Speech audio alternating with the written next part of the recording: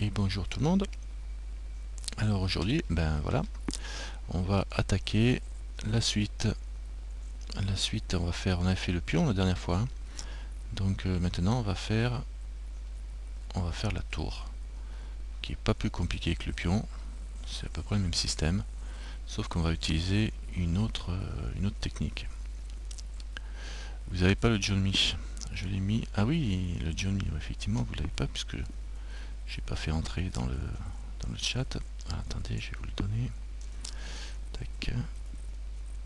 Pourquoi je fais ça, allez. John. Voilà. John.me slash, alors le code 689-198-738.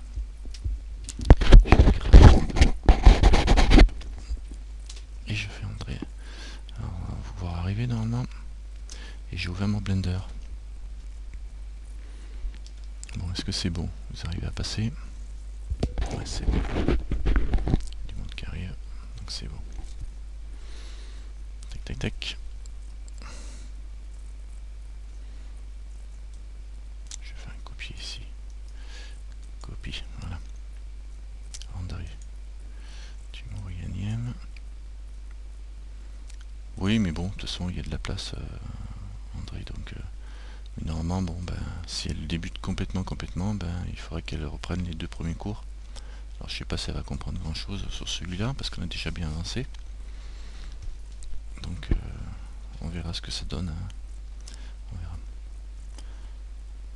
Donc, ben, on attaque. Hein. Donc, ce coup-ci, on fait le pion. On a fait le pion, donc on va faire la tour. Alors, toujours pareil, hein, on se met en... Ouvrez vos Blender, on se met en vue de dessus. J'appuie sur 7 du pavé numérique. Du pavé numérique du bon clavier. 7, voilà. Et on passe en vue de dessus. Ok, c'est bon. Je prends la bonne souris aussi. Putain, c'est bordel ça. J'ai un peu un mélange de souris là. Attendez un instant.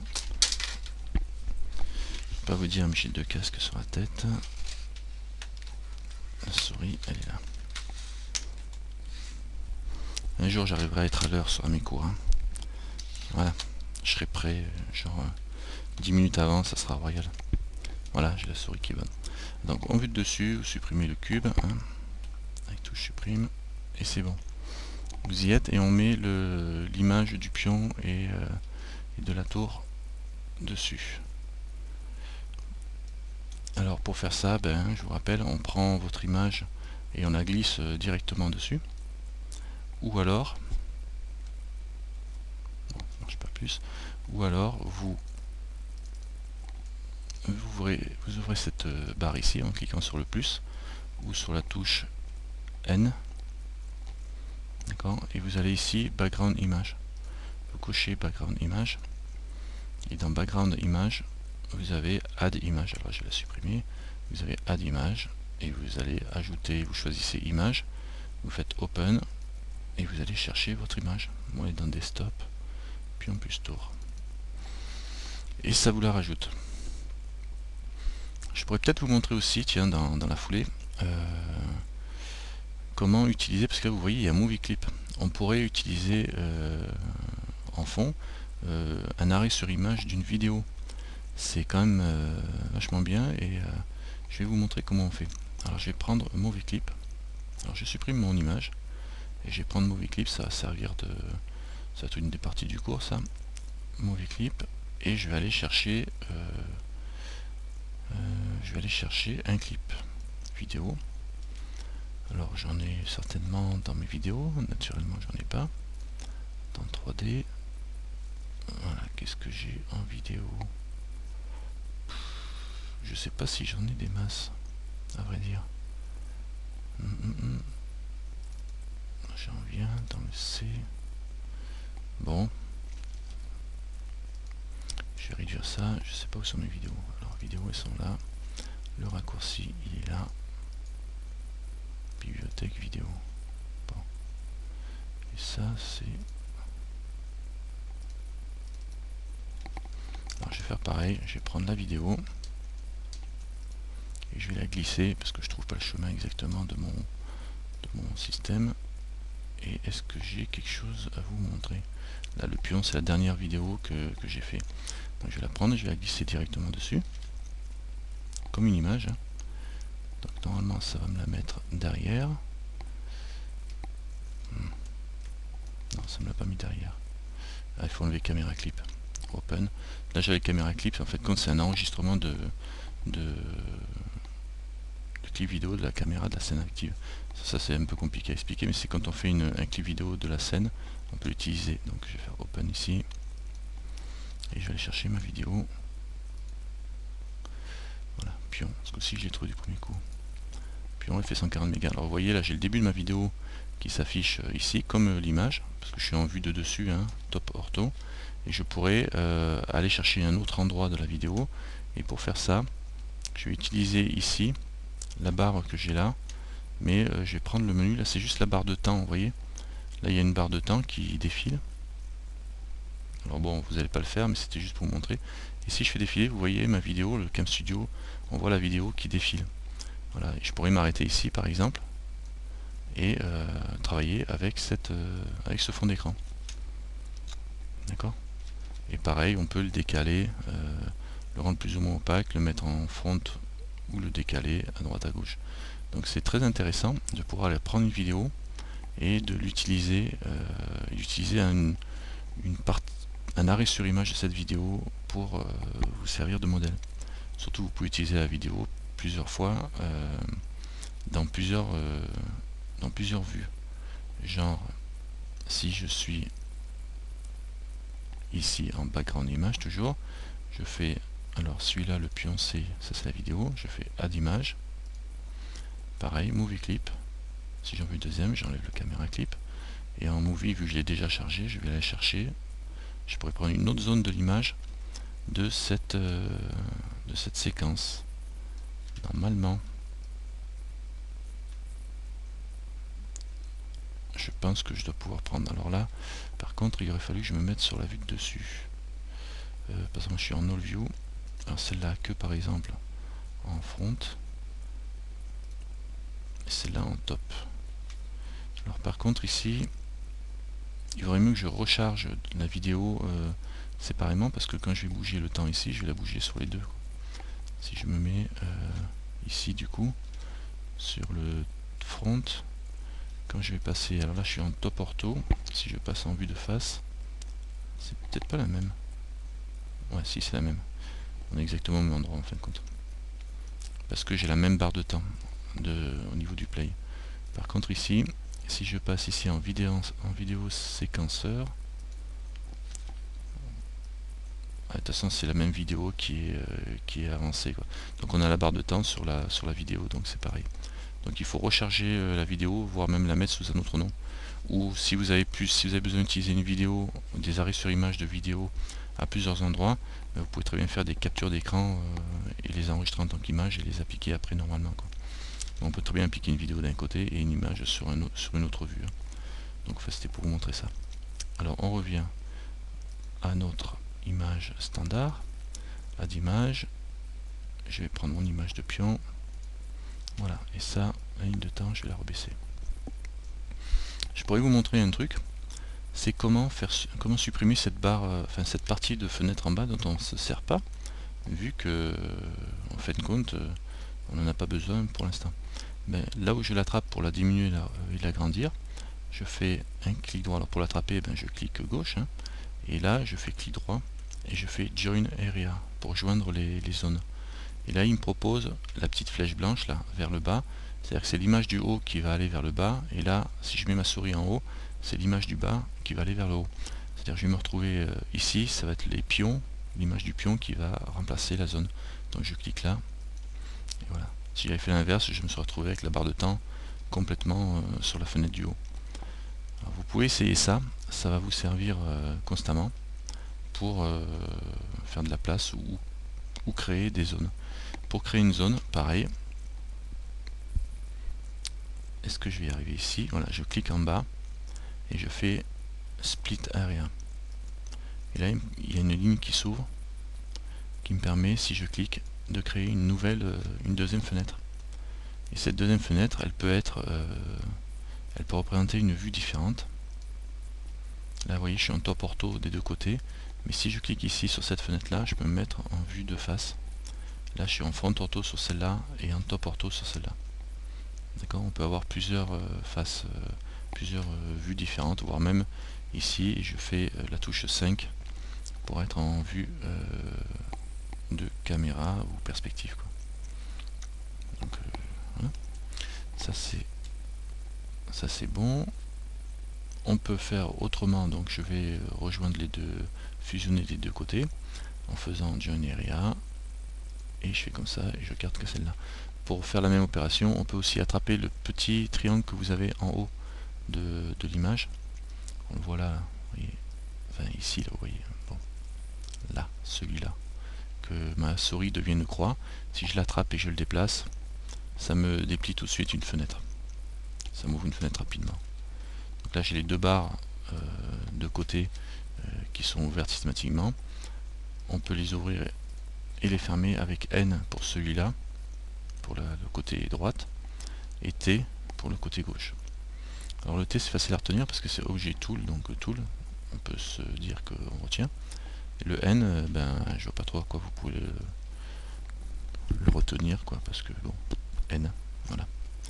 On va dire, j'ai pas de mémo technique pour retenir celui-là. Celui-là, le tool, d'accord, et le N, ben vous le saurez. De toute façon, vous avez les raccourcis en bas. Le tool shape pour le T et property pour le N. Non, rien à voir, ça aurait pu être un P, ça aurait été plus cool. Enfin bon. Donc là, vous avez N et T pour les deux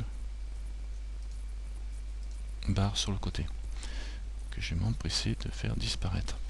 Je vais rajouter le display du screencast pour que vous voyez mes touches en mode texte ici, et ça Join Area ici. Donc on revient à nos moutons. Je vais faire disparaître celui-là, et donc on retrouve notre tour avec notre pion comme la dernière fois. Donc là je vais redéplacer mon image pour qu'elle soit bien sur le 0 sur le X, hein, comme la dernière fois on avait fait. Donc je reprends mon... Alors je vais réduire ça, je vais remonter. Alors vous voyez, c'est plein de menus qui se déplient, et là je vais retrouver mon background qui est là, et je vais le faire remonter un petit peu pour l'aligner au point 0. Alors soit on clique plusieurs fois, soit on rentre la valeur ici directement, soit on clique, on reste appuyé et on tire la souris. Ça peut être pas mal. Et là je vais finaliser en cliquant un coup. Bon, je pense que la position est pas si mal. Je vais réduire cette petite fenêtre qui ne sert plus à rien. Et on retrouve nos petits. Alors pour déplacer l'image comme je le fais là, ben je fais Shift et le clic central de la souris, ou Alt, Shift et le clic gauche si vous avez les options de 3D Mouse bouton enclenché. Donc on va attaquer quand même la tour. Donc je vais quand même la recentrer un peu mieux. Ici. Tac tac tac. Un petit peu en Y. Parce qu'on s'occupe de la tour.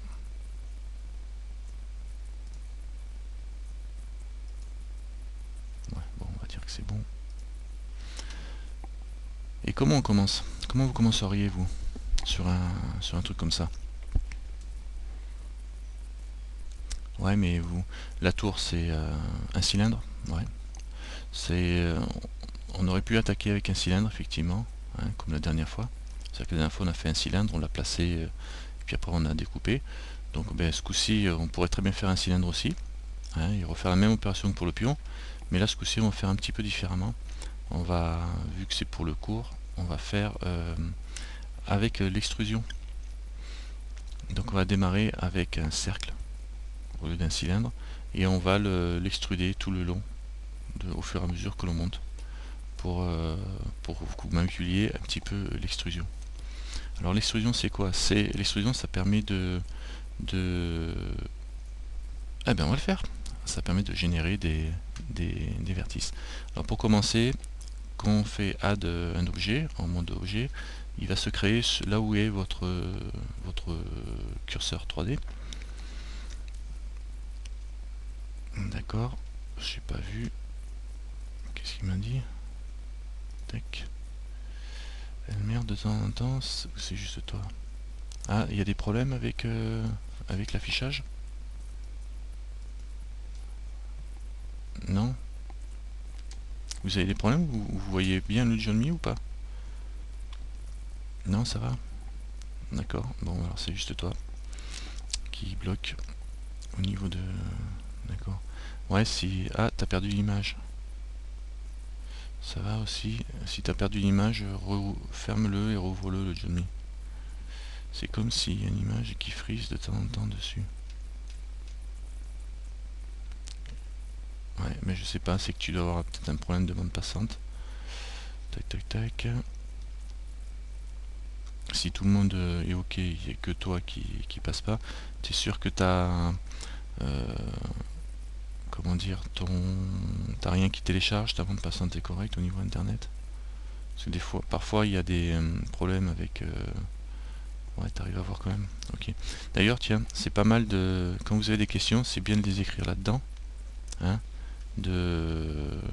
d'accord, t'as rien d'autre. D'écrire là en utilisant le petit chat là. Vous cliquez là, comme ça je le vois, et puis à la limite, sur les enregistrements, ça se voit aussi, s'il y avait des questions.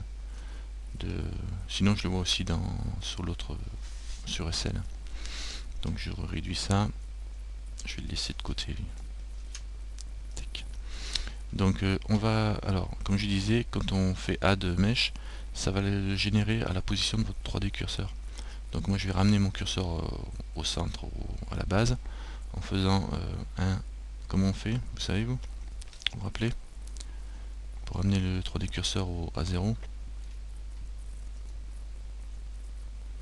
Non, alors il y a deux solutions, comme souvent dans Blender.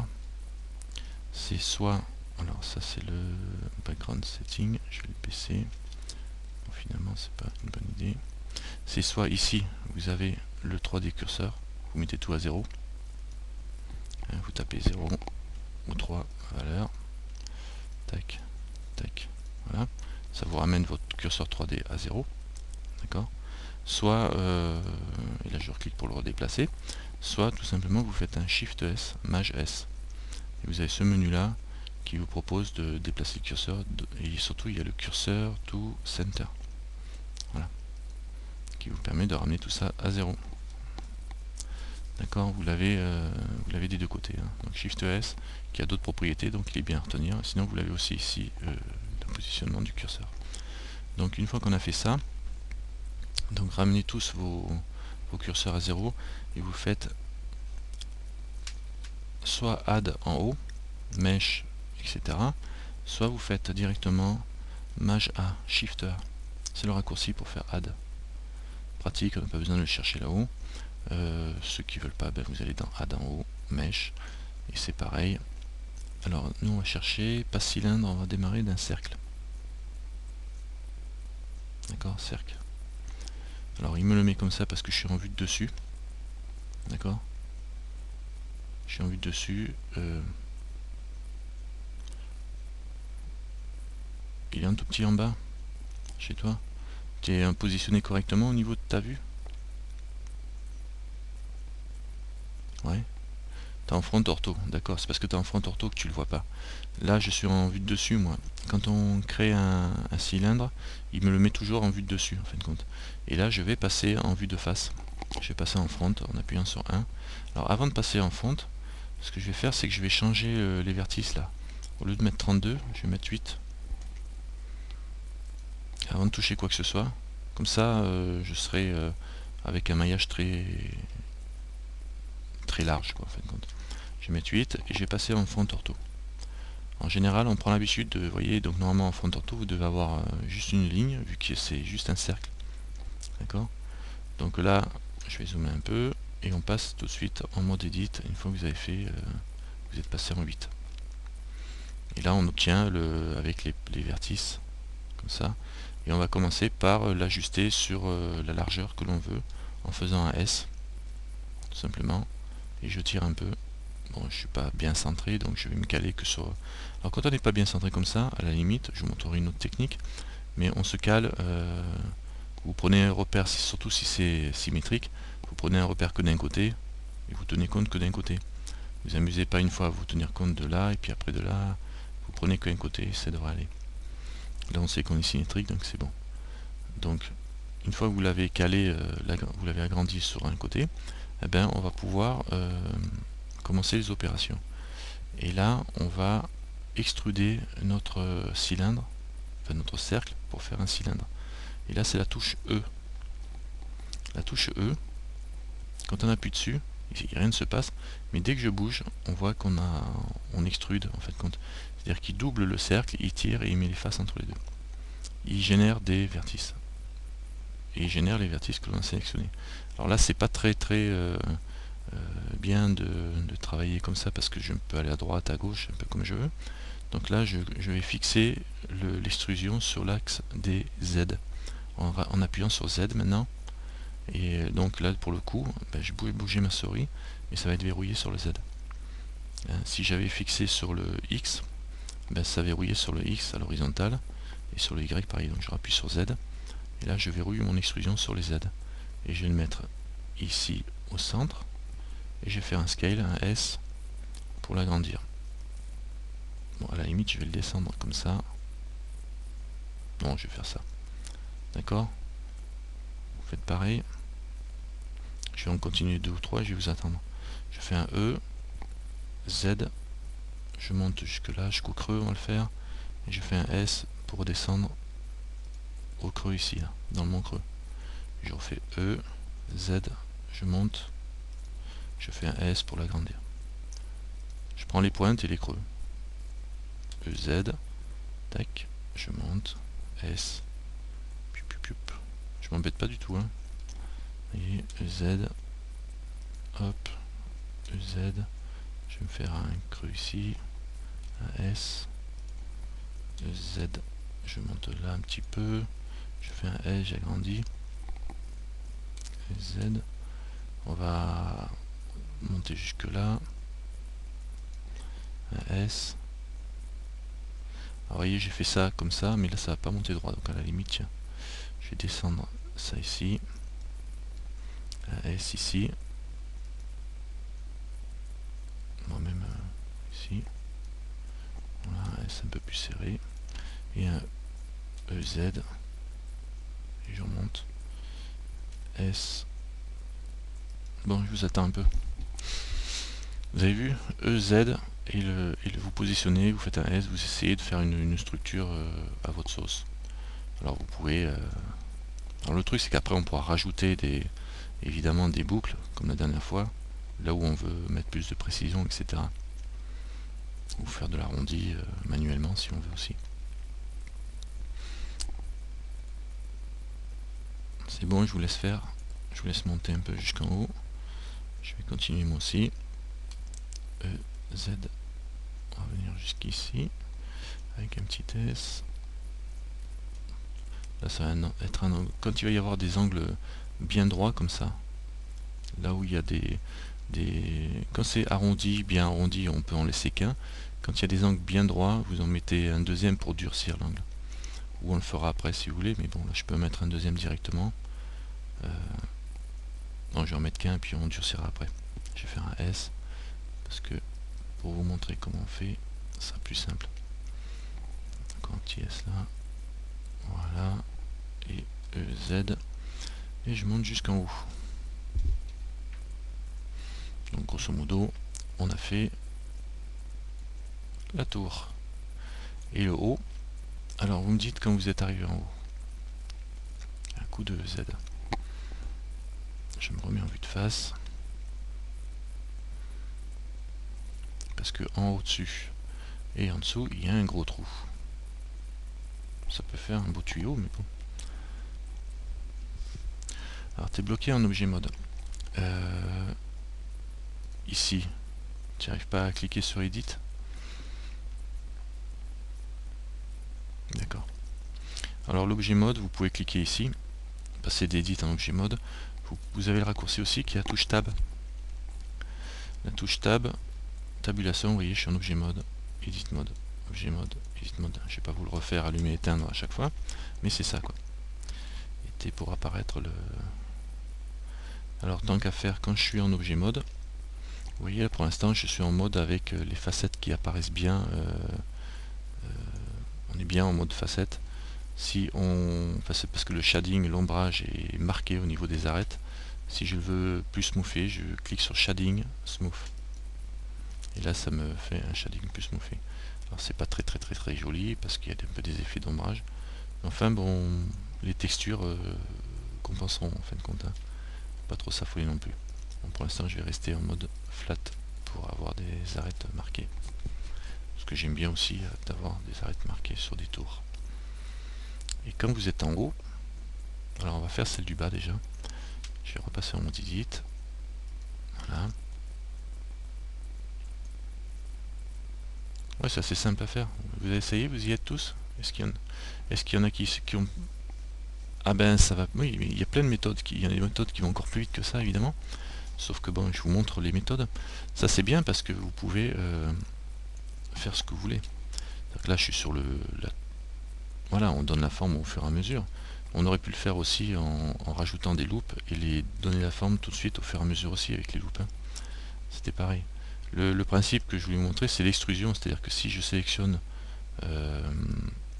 par exemple les 4, je mets en mode face en bas, je sélectionne cette face là, si j'appuie sur E et que je bouge, j'extrude une face quoi, carrément quoi, un bloc. Je sélectionne cette face là, je fais E, j'extrude pareil. Si je prends ça, E, j'extrude. Alors quand on est en mode face, en mode sélection par face, l'intérêt c'est que ça extrude en fonction de, enfin, vers la normale de la face, vous voyez. Même si je suis pas bien pile poil comme il faut, par exemple si je prends celle-là, ça va extruder dans la normale, dans la continuité de cette face. Si je fais un E là, j'ai pas besoin de me caler, vous voyez. Elle extrude dans la normale. Et voilà, ça se cale sur la normale de la face. Si je veux tourner par exemple, bah, cette face là je la fais tourner, je fais R. Alors R il va tourner un peu n'importe comment là, je fais 2 fois R et ça tourne en mode libre. Bon par exemple si je la mets comme ça et j'extrude et elle part dans la normale de la face. D'accord. Après on peut faire un S pour resizer, donc on peut vraiment avancer et faire ce qu'on veut. Bon, je reviens à ma tour avec des CTRL Z. CTRL Z qui est très bien pour annuler vos erreurs. CTRL Maj Z, c'est le redo, c'est-à-dire ça refait le boulot. Hein, CTRL Z, ça annule. CTRL Maj Z, ça refait le boulot. Donc là c'est bon. Donc l'extrusion, vous voyez, on a cette possibilité de travail avec l'extrusion. Les contrôles ne sont pas à l'infini, effectivement. Ça, on peut le régler. Il y en a 32, je crois, par défaut. On peut monter à 64 si on les pousse. Alors, ben, on fera ça juste après quand vous m'aurez dit que vous êtes arrivé en haut. Parce qu'en fait, c'est un cours un peu... Ah, vous pouvez la laisser pour l'instant l'image, c'est pas un problème. Vous pouvez la laisser. Hein. C'est pas tellement un problème d'ailleurs, je vais la remettre... je vais la faire passer devant, en mode plus léger. La grande image. Alors pour la faire passer devant, il y a le back front ici. Quand je clique sur... d'accord, t'es en haut, bien. Première. Je mets en front ici, comme ça l'image passe en premier plan. Et je vais diminuer son opacité pour mieux voir l'objet derrière. Quoi. Voilà. Alors comme j'ai bien collé... voilà. Alors ce qui va se passer, c'est que je vais être un petit peu embêté ici, mais bon, je suis pas obligé de travailler juste dans l'angle. Je vais les faire là, mes créneaux. Ouais. Moi, je suis pas embêté à faire le créneau juste là. Donc, vous y êtes tous. Qui est-ce qui n'a pas fini?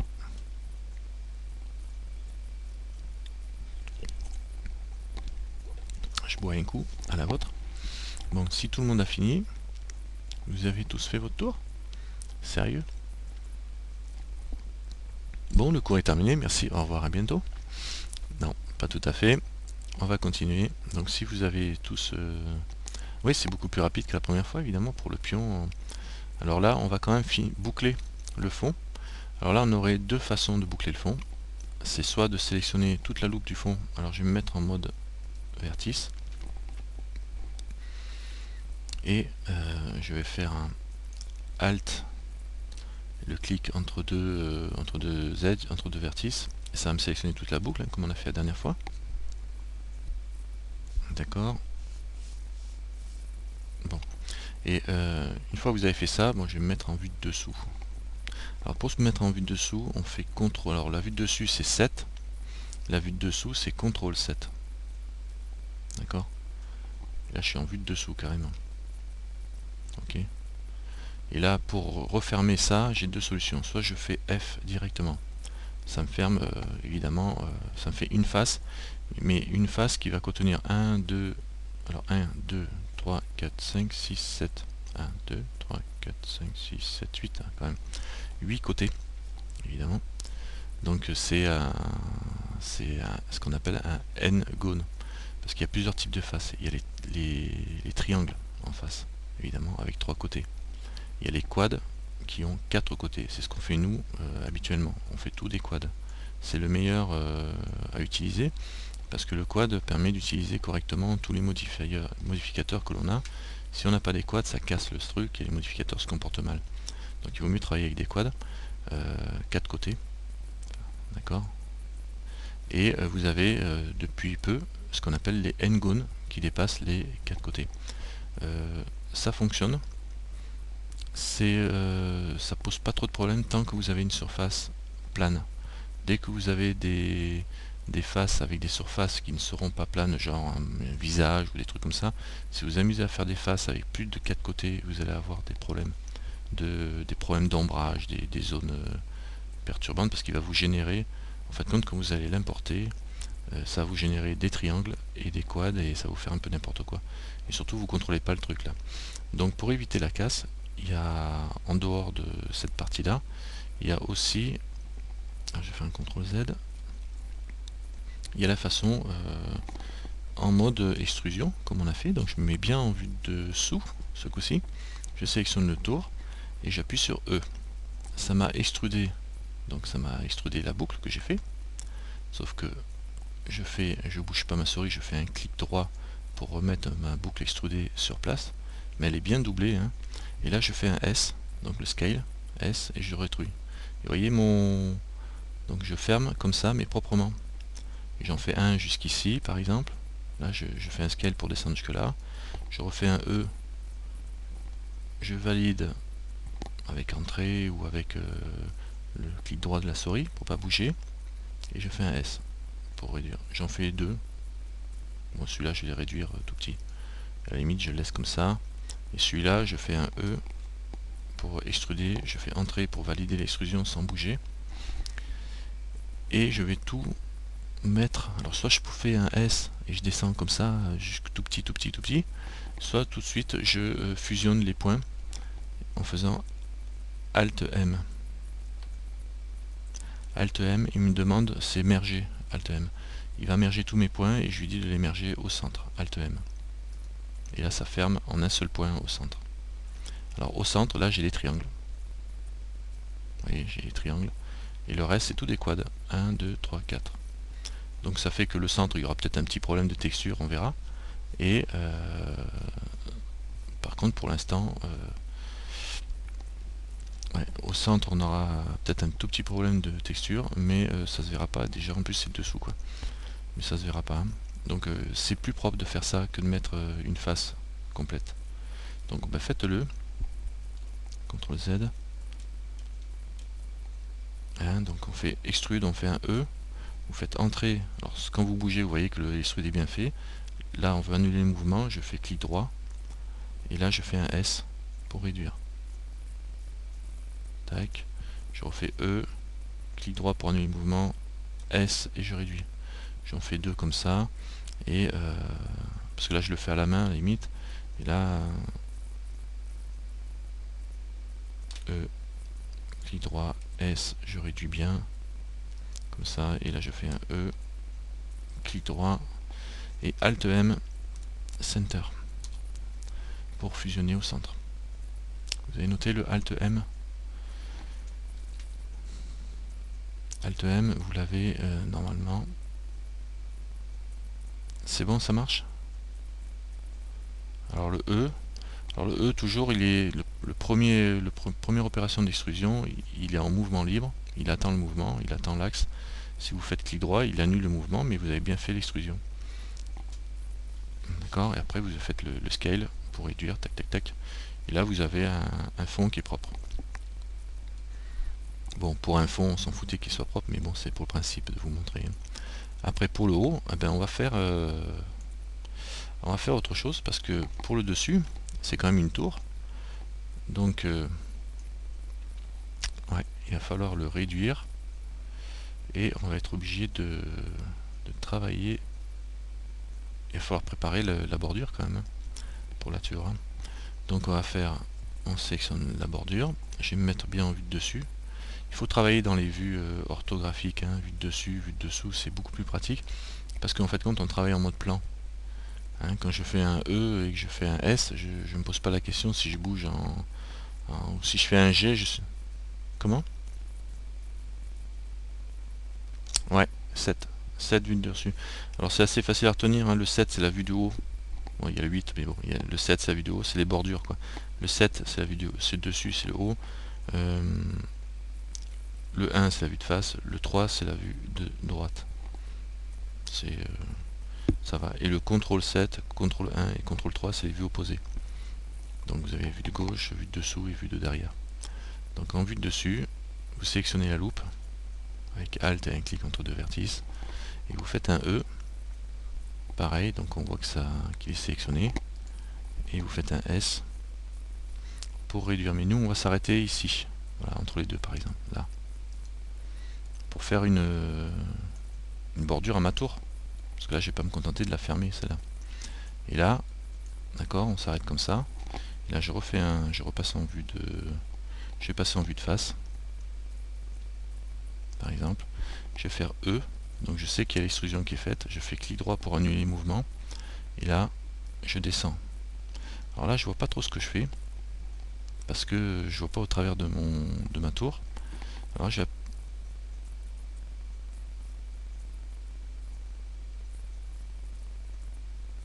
Ouais, tu travailles en transparence. D'accord. Alors, justement, bah, j'allais y venir. Là, pour faire comme je fais descendre mon truc, mais je vois pas où je suis, je vais en bas ici, à côté d'Edit Mode, je suis en mode solide, et je vais mettre en wireframe, pour voir au travers. D'accord, c'est juste à côté d'Edit Mode, vous avez le mode solide, wireframe, mode texturé, où vous avez les ombrages.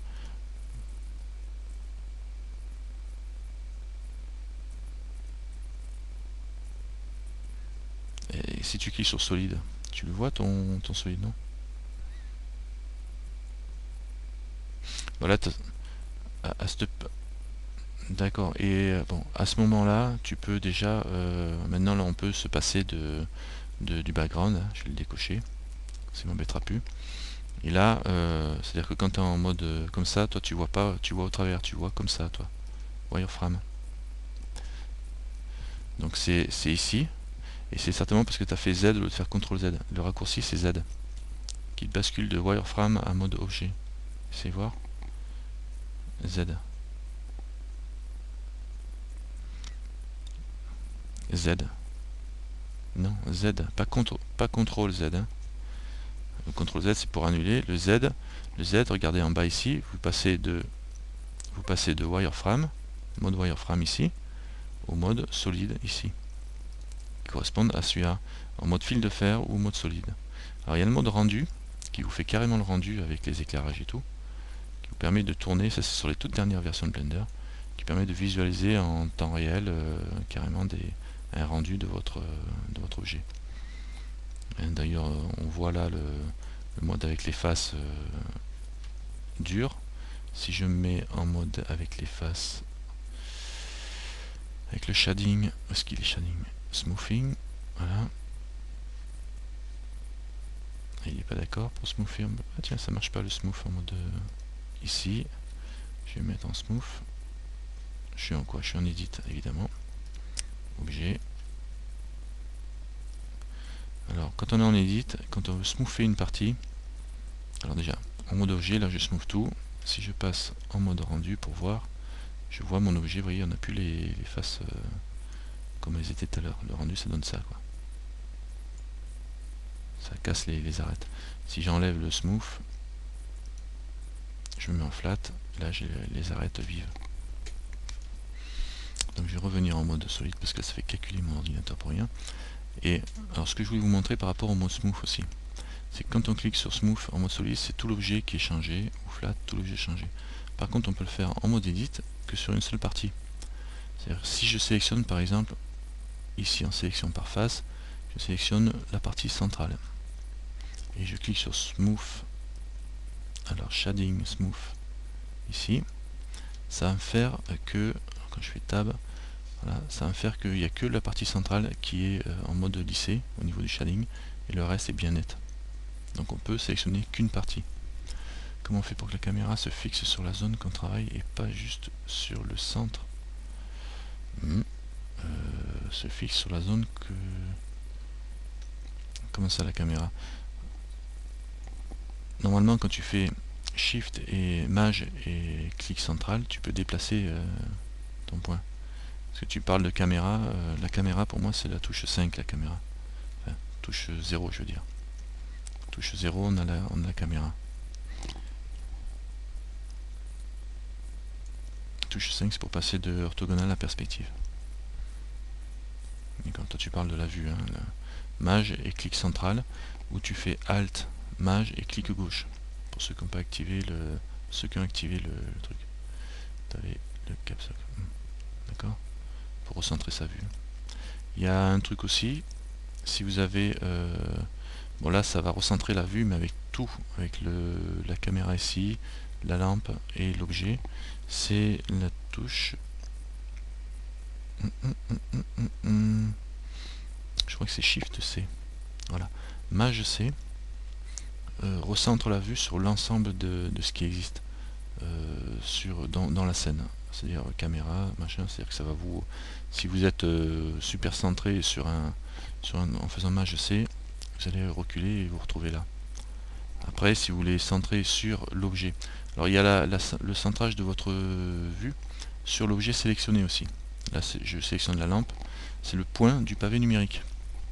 Vous appuyez sur le point du pavé numérique, ça va centrer sur l'objet qui est sélectionné. Si je fais Shift C, je dézoome, caméra, point du pavé numérique, Shift C. Pour dézoomer, tac, je prends ma tour et je fais point du pavé numérique et ça me centre dessus. On est parti d'un cercle, et on a mis 8 côtés, 8 edges au cercle. Donc on est assez large. Donc là je vais revenir tout en mode flat pour le shading. Shading, flat. Voilà. Et je repasse en mode edit parce qu'on est en train de s'éparpiller. Donc je vous ai montré un petit peu ça. Donc voilà. J'ai descendu, alors je reviens en vue de face, j'appuie sur Z pour voir au travers, et je vois que j'ai descendu mon... Je vais me mettre ici en mode vertice, et je vais sélectionner la loupe qui constitue l'intérieur de ma descente là. Voilà. Et je vais le descendre carrément jusqu'ici. Parce que je ne peux pas passer au travers, je vais le descendre ici. Voilà. Ici, pour faire une belle au ras de l'autre. J'appuie sur Z pour vérifier que je ne suis pas passé au travers, parce que si j'étais descendu plus bas, voilà, si j'insiste, ben, il passe au travers de la tour évidemment. Donc je remonte, voilà, Z. Et là je vais le fermer comme j'ai fait avec l'autre. Je repasse en vue dessus, j'enlève le Z. Et je fais un E, je vois pas trop ce que je fais là, mais c'est pas grave. Entrée pour valider, je fais un S et ça va fermer. Comme ça, je fais un E. Je fais entrer pour valider l'extrude et je fais Alt M Center pour fermer. Voilà, normalement c'est pas mal. Alors, vous voyez le point du pavé numérique pour centrer sur une sélection. Vous voyez, je sélectionne un point là, je sélectionne le point central de mon truc, je fais point du pavé numérique, et hop là, je me retrouve zoomé carrément sur ma sélection. Donc c'est bien pour travailler de près ou pour voir quelque chose. Ouais, alors problème de vue, c'est quoi?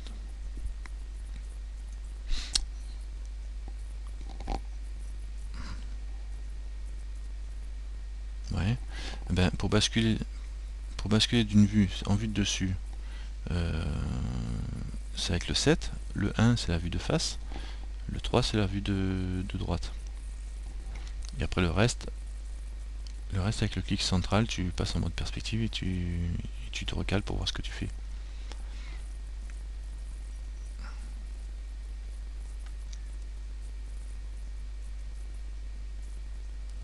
Quand tu passes en front ortho, si tu as appuyé sur Z, c'est ça?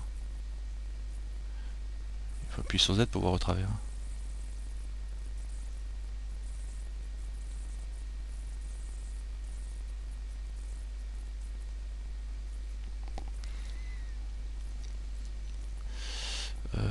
Avec le E et le S. Bon, là je vois comme je suis. Alors après on peut déplacer les points là. Est-ce que tu as... Bon, voilà. Ben, c'est normal vu que c'est une épaisseur. Tu es aligné comme ça. C'est normal que tu la voies pas, ton épaisseur. La bordure là, c'est-à-dire que... Voilà, ben, disons que tu travailles en aveugle là, en fin de compte. Tu travailles en aveugle, c'est-à-dire que là, tu as fait ton épaisseur. CTRL Z, tac tac tac tac tac tac tac tac. Je remonte, hop, poum poum poum poum. Allez, non, j'en ai fait pas mal. Voilà, je suis là, je fais un E, entrée, je fais un S. Voilà, je réduis comme ça. Là, tu as fait ça. Bon, après, tu vois, bon, moi je vous dis de travailler en mode avec les vues parce que c'est plus simple. Vous êtes sûr de ne pas vous embêter. Mais là, je refais un E là, et je fais entrée. Là, il est extrudé. Il est extrudé, validé, il n'a plus qu'à se déplacer. Tu vois, regarde, s'il attrape, je le déplace. Donc si il est extrudé, validé, si je passe en mode en vue de face là, même si je suis en Z et qu'il est exactement là, c'est-à-dire que je ne le vois pas, il est encore sélectionné. Et je sais que c'est lui qui est sélectionné, puisque je l'ai extrudé, je l'ai validé. Donc j'ai juste à le descendre, et je vais le descendre. Ouais, tu le vois quand tu le descends. Alors soit tu restes parce que tu es habitué, tu restes en vue de transparence comme ça de côté, soit tu vois, tu comprends pas trop ce que tu fais, du coup tu te mets pas en transparence. CTRL Z, Z, voilà, tu l'as, hop, voilà, tu fais E, entrée pour valider, S, tu scales ton truc, tu ne mets même pas en vue de dessus, tu le fais à la louche, et là tu fais encore un E, là ça l'a extrudé, d'accord, clic droit pour annuler le déplacement, et là tu le descends directement en attrapant la flèche. Et là, bon, pour bien voir ce que tu fais, moi je conseille quand même de se remettre en Z et de scaler de façon à voir ce que tu fais. Mais tu peux te servir des flèches, tu vois, pour manipuler les objets. Là, on se sert que de la flèche Z. Hein. Alors, soit tu déplaces avec la flèche, soit tu fais G, Z. Hein, quand je suis comme ça, si j'appuie sur G, c'est le mouvement, le G, on les a vus, ça. Hein. Si j'appuie sur Z, après, il est verrouillé sur Z. Le S, c'est le scale, le G, c'est le déplacement. Hein. N'oubliez pas, c'est important. Et là, je descends direct le G. Et là, pareil, je vais rester en mode transparent, je fais un E. Il est extrudé. Je fais un S. Je scale. Voilà. Encore un E. Il est extrudé. S. Je ramène. Et puis je fais un E. Entrée. Et je fais Alt M. Add Center pour boucler. Et je clique droit pour valider. Clic gauche. Donc là, j'ai bien mes trucs qui sont fermés avec le Z. Donc on a bien le creux. C'est bien d'apprendre à vous servir de ça. Alors là, le fond, à la limite, personne ne va trop regarder. Donc même si vous faites que un banc et puis vous fermez au deuxième, vous êtes bon. Moi, je vous dis, ça c'est pour obtenir du détail sur la texture. Hein. Ce qui est bien, c'est d'avoir de... Donc vous n'êtes pas obligé d'en faire 50 non plus. Mais le truc, c'est de savoir, c'est que la partie quad va bien se gérer au niveau de la texture. La partie triangulaire va moins bien se gérer. Elle va créer des tout petits parasites. Donc plus la partie triangulaire est petite, meilleur. Si vous avez des problèmes de rendu de texture de points noirs au centre, eh ben vous faites une loupe de plus là-dedans, avec un CTRL R. Si j'y arrive, je vais mettre en vue dessus. Tiens, je vais voir si ça marche. Je suis bien en éditeur. CTRL R. Voilà, vous voyez, là le CTRL R, il me propose de faire une loupe là. Et là, vous voyez, déjà j'ai plus de quad, donc il me propose plus de le faire. Vous voyez, comme ça merde les triangles. Là, je peux pas faire de boucle, alors que là, quand je viens dans cette zone-là, je peux en faire une. Là, je peux la faire, celle-là. Voyez, alors que l'autre, à l'intérieur des triangles, je pouvais pas le faire. Donc là, en général, je fais ça. je resélectionne ma partie avec les triangles, j'ai le scale, le S, plus petit. Et voilà, et du coup dedans j'ai encore des... Voilà, là je peux faire des boucles si je veux. Comme quoi les loops sont arrêtés par les triangles. D'ailleurs on peut remarquer... mince, parce que je voulais faire... Si c'est pareil, je vais faire du CTRL Z. Voilà, c'est que si je fais une loupe dans l'autre sens, avec le CTRL R, et que je valide, voilà, vous voyez, elle s'arrête sur le triangle, ma loupe. D'accord? Comme quoi les triangles, enfin tout ce qui est pas quad, c'est mal géré, moins bien géré. Donc vous savez que vous allez vous arrêter là, quoi. Donc cette zone là, il vaut mieux faire attention qu'elle soit pas trop grosse ou qu'elle soit pas trop visible non plus, quoi. Alt M, merge, Alt M. M, ouais, Alt M, CTRL Z. Le Alt M, c'est un système pour merger. Quand vous sélectionnez deux vertices, par exemple, ces deux-là, ou ces deux-là, vous voulez ces trois-là, par exemple, je veux les merger. Tous les regrouper sur un. Je sélectionne, je fais Alt M. En faisant Alt M, il me propose un menu, soit au premier sélectionné, il va merger tous les points au premier point sélectionné, c'est-à-dire celui-là, soit au dernier point que j'ai sélectionné, soit au centre de tous ces points sélectionnés, soit à la position du curseur, soit il collapse. Le collapse, il fait une sorte de centralisation du système, pareil, quoi, en tirant le système. Bon, là, ce que je viens de faire, j'ai supprimé quelques faces, sauf que là, bon, j'ai toujours autant de triangles, mais j'en ai créé un de plus ici, parce que là, j'avais un quad avant, maintenant j'ai un triangle, et c'est moins bon, quoi. CTRL Z. Donc, alors vous avez l'outil Alt M pour fusionner les points. Par exemple, cette face, si je fais Alt M, Add Center, voilà, je fusionne tout. Et vous avez un outil à utiliser vraiment occasionnellement, je dirais. C'est l'outil, enfin, ça peut être pratique en fait, mais utilisez-le en faisant attention de garder des quads. Ou même pour faire des quads, c'est le couteau, c'est la touche K, comme knife en anglais. Par exemple, ici, là, vous voyez, j'ai des triangles, je fais K, et là, vous voyez, j'ai un petit cutter qui s'ouvre, et il s'accroche par défaut sur les edges ou sur les points, sur les vertices ou sur les edges. Il s'y accroche. Et là, si je clique et je tire, il va en créer un autre. Je clique, je tire. Vous voyez, il crée des trucs. Maintenant, si je veux qu'il se reste là et qu'il parte, je lâche, je reclique, je lâche, je reclique, je lâche, je reclique. Voilà. Je lâche, je reclique. Voilà. Je fais en découpant mon morceau et je vais jusqu'au bout. Quand j'ai fini de découper mon morceau, je fais Entrée. Et là, ça m'a fait des découpes. C'est-à-dire carrément, quand je veux ramener, pardon.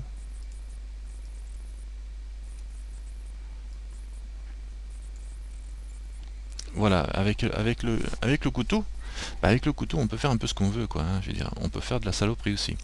C'est-à-dire que là, j'ai créé du quad ici. Donc, pour le coup, si je fais un CTRL R, vous voyez, pour le coup, mon CTRL R il va plus loin, puisque c'est bien du quad. Par contre, donc j'ai gardé bien la structure, j'ai fait attention de garder la structure de garder des quads, donc du coup ça me pose pas de problème. Par contre, si je viens ici sur cette face là, que je veux faire un trou dedans comme ça, eh ben, à la limite ça peut être une bonne idée d'utiliser le knife, parce que c'est une surface plate, donc du coup ça va me générer des n-gones, mais ça me posera pas de problème puisque c'est une surface plate. C'est-à-dire si je fais K ici, que je fais un trou dedans direct là, je fais ça, ça, ça, ça, je mets plein de points comme ça. Alors là j'y vais, c'est à l'arrache, hein. Voilà, entrée. Boum, ça m'a généré une face ici en n-gone. Et là, en fait, quand il m'a généré un n-gone ici et des n-gones ici, donc il me fait du gros n'importe quoi. Il vaudrait mieux d'ailleurs se tirer les points pour garder les quads au maximum ici, ici, ici, puis laisser les triangles se faire. Enfin bon, ce qui me permet ça, quand je fais ça, ça me permet d'avoir une face ici que je peux supprimer en faisant X, juste face. Voilà, et là je supprime ma face. Donc du coup j'ai fait un trou dedans. Tu vois, j'ai carrément fait je l'ai supprimé la face, j'ai fait un trou dedans. Et à l'arrache, bon là c'est... Voilà, je peux m'en servir pour monter. Je peux faire Alt, alors par contre si je fais Alt, je me mets en mode vertice. Je fais Alt, vous voyez, ça me prend pas tout le tour ici. Je refais un Alt ici. Et là je fais E, extrude, Z, pour monter vers les Z, et j'enclenche. D'accord? E, Z, et j'enclenche. Et là je peux faire un S. Et si je vais faire une entrée de remplissage de mon pion, avec un trou au fond. Ça peut servir à savoir si c'est un pion à remplir. Donc voilà. Donc alors par contre le couteau c'est pas forcément une bonne idée parce que c'est de l'arrache et ça vous génère pas mal de merdier. Vous avez une solution qui est alors le K hein, pour découper un peu à la volée. Alors ça ne posera pas trop de problèmes, je me répète, mais ça posera pas trop de problèmes tant que vous êtes sur les surfaces qui sont censées être plates. Après sinon il y a une autre solution qui est très simple si on veut et qui va pas tout casser non plus si on veut générer un trou comme ça. C'est on se met en mode face, en mode sélection par face. On sélectionne la face en quad et je fais I. Alors I, c'est un extrude, c'est un inset, ça s'appelle ça. Donc du coup, ça génère une face à partir de... Vous voyez, comme ça fait. Et ça me fait un quad à l'intérieur. Et ça me génère le reste dedans. Ouais. Donc pareil, cette face-là, je peux très bien faire un I. Oups, là, faut pas descendre trop bas non plus. Et du coup... Ouais. Là, du coup, il me fait des côtés, quoi. Comme il faut. Donc là-dedans, après, je peux très bien, en faisant ça, garder qu'une partie en quad.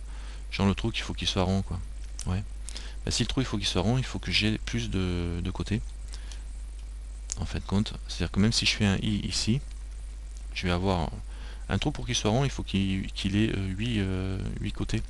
Mais là, cette partie-là, quand je vais augmenter avec le subdivision surface. Cette partie-là, en réalité, elle sera avec subdivision surface. On voit que ça génère beaucoup plus de faces. Et cette partie-là, elle va être ronde. Si je la supprime, par exemple, X face, et là, elle commence à s'arrondir. Si je monte 2 crans, ça s'arrondit. La bordure est ronde. Alors, ce que je peux faire, si je veux vraiment m'assurer qu'elle soit bien ronde, c'est rajouter une loupe pour avoir du... Enfin, il faut qu'il soit carré, lui, en fin de compte. Il faut que mon trou soit carré, et quand je vais subdiviser, il va devenir rond, en fin de compte, au moment de la subdivision, quoi. C'est-à-dire que lui, je vais faire un S pour l'agrandir. Hop là, ouh, calme.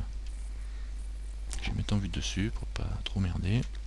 Je vais faire un S, voilà, comme ça. Lui, je vais faire un S pour réduire, et lui, un S pour réduire les deux, comme ça.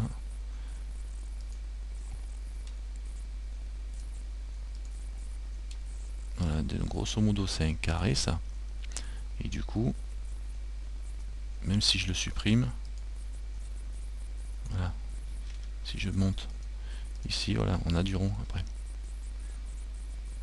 Parce qu'un carré, quand il est subdivisé, ça vous rajoute, coupé en deux, ça fait du 8 côtés, donc déjà c'est déjà un peu rond, avec un, oui, c'est visible un peu comme un rond.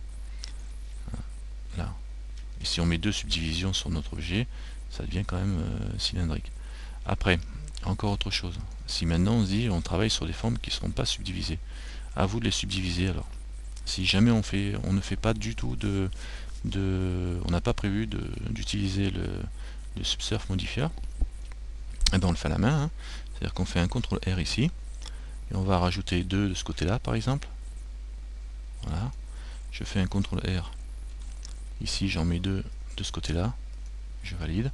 Mais j'aurai toujours des quads. Je fais un CTRL R ici. Et j'en mets 2 et je valide. Alors, par contre ça a filé de côté. Je fais un CTRL R et j'en mets 2 ici. Voilà. Et là, pour le coup, j'ai mon côté là, tous ces vertices que j'ai là, je peux les rendre circulaires parce que j'en ai 1, 2, 3, 4, 5, 6, 7, 8, 9, 10, 11, 12, enfin j'en ai pas mal. Et on a un outil, je vais me mettre en vue dessus, s'appelle, qu'on peut trouver en faisant W, Circle. Est-ce que j'ai Circle? Loop Tool. Alors ça, le Loop Tool, vous l'avez peut-être pas tous. Si vous l'avez pas, on va le mettre. C'est un outil qui est très utilisé. Normalement, pour circulariser, je crois que c'est CTRL ALT SHIFT S, un truc de fou quoi. CTRL ALT SHIFT S. Et presse XY to share Visax, c'est pas celui-là. CTRL ALT S. Non, c'est pour sauvegarder. CTRL SHIFT S. C'est la même chose. Alors, sélection. Sélection. Alors c'est Mesh to Transform. J'ai bouffé le nom, voilà. Transform to. Alors Shift Alt S. J'ai mis un truc, il m'en manquait un. D'accord. Voilà. Vous allez, quand vous faites comme moi, vous en rappelez pas, je m'en souviens pas tout le temps. Dans Mesh, transformation, ma sélection que j'ai fait là, et c'est tout sphère. Shift Alt S. Et là, quand je bouge ma souris, voilà, je tire et là, ça le transforme en cercle. En bougeant la souris, ça finit par le transformer en cercle. Et on a ici le facteur de transformation qui est à 1 et on peut le mettre, vous voyez, on peut arrondir jusqu'à 1 et 30 cercles. Vous voyez, tac tac, et on monte. Voilà. De toute façon, c'est pas compliqué. Souvent, les outils de transformation, ils sont dans. Vous sélectionnez vos points. Alors, c'est un carré avec assez de points pour que ça fasse bien sphérique. Et vous faites Mesh et vous regardez ce que vous avez dans les transformations. Alors, on a la possibilité de le transformer en sphère, ça va sphériser. Donc, un plan sphérisé, ça donne quoi? Ça donne un cercle. Le scale, évidemment, le G, le R, le S, on connaît. Le sphère, c'est Shift Alt S. Le share. Alors, le share, c'est pour pencher à droite, à gauche. Le warp, ça va vous faire des... Bah, c'est écrit en plus, hein, ça gauchit les éléments sélectionnés autour du curseur. Donc, il faut positionner votre curseur là où il faut. Et le share, par exemple, c'est assez intéressant. CTRL Z. Transforme. Vous reviendrez dessus, mais il faut l'avoir vu. Vous voyez comme il est, mon carré. Si je fais share, c'est Shift, CTRL Alt Shift S, c'est celui qui est le plus long. Quand on bouge, hop, voilà, il penche à droite ou à gauche. Vous voyez, il se penche. Ça fait en fait compte, bon là c'est pas trop évident, je continue à tirer, voilà. C'est pas trop évident de voir à quoi ça peut vous servir, mais imaginez que vous ayez un râteau et que les pointes du râteau elles sont tordues. Vous les sélectionnez, avec le share vous arriverez à les redresser, votre pointe de râteau. À les mettre bien perpendiculaires. Donc là je tourne dans l'autre sens. Avec la souris, je bouge. Et je vais revenir. Ça permet de le pencher. Pas mal, hein? Ça le share. Valide. Et Alt Shift S, sphériser. Ben, faut s'en servir un petit peu. Et je le tire. Hein. Ça s'entend que je racle. Ouais. Ça c'est les câbles qui volent sur le clavier, quoi. Ça fait un peu bizarre. Alors maintenant, je vous ai parlé tout à l'heure juste du Loop Tool. Je fais un CTRL Z. Parce que le Loop Tool, c'est un outil que j'ai ici. On y reviendra après, j'ai pas fini avec l'extrusion. Donc vous avez montré, hein, donc avec les CTRL R, j'ai rajouté des bordures de façon à travailler. Pour l'extrusion, donc on peut, là je suis en mode face. C'est un très bon mode, le mode face pour l'extrusion. Hein, si vous pouvez, vous travaillez en mode face le plus souvent possible.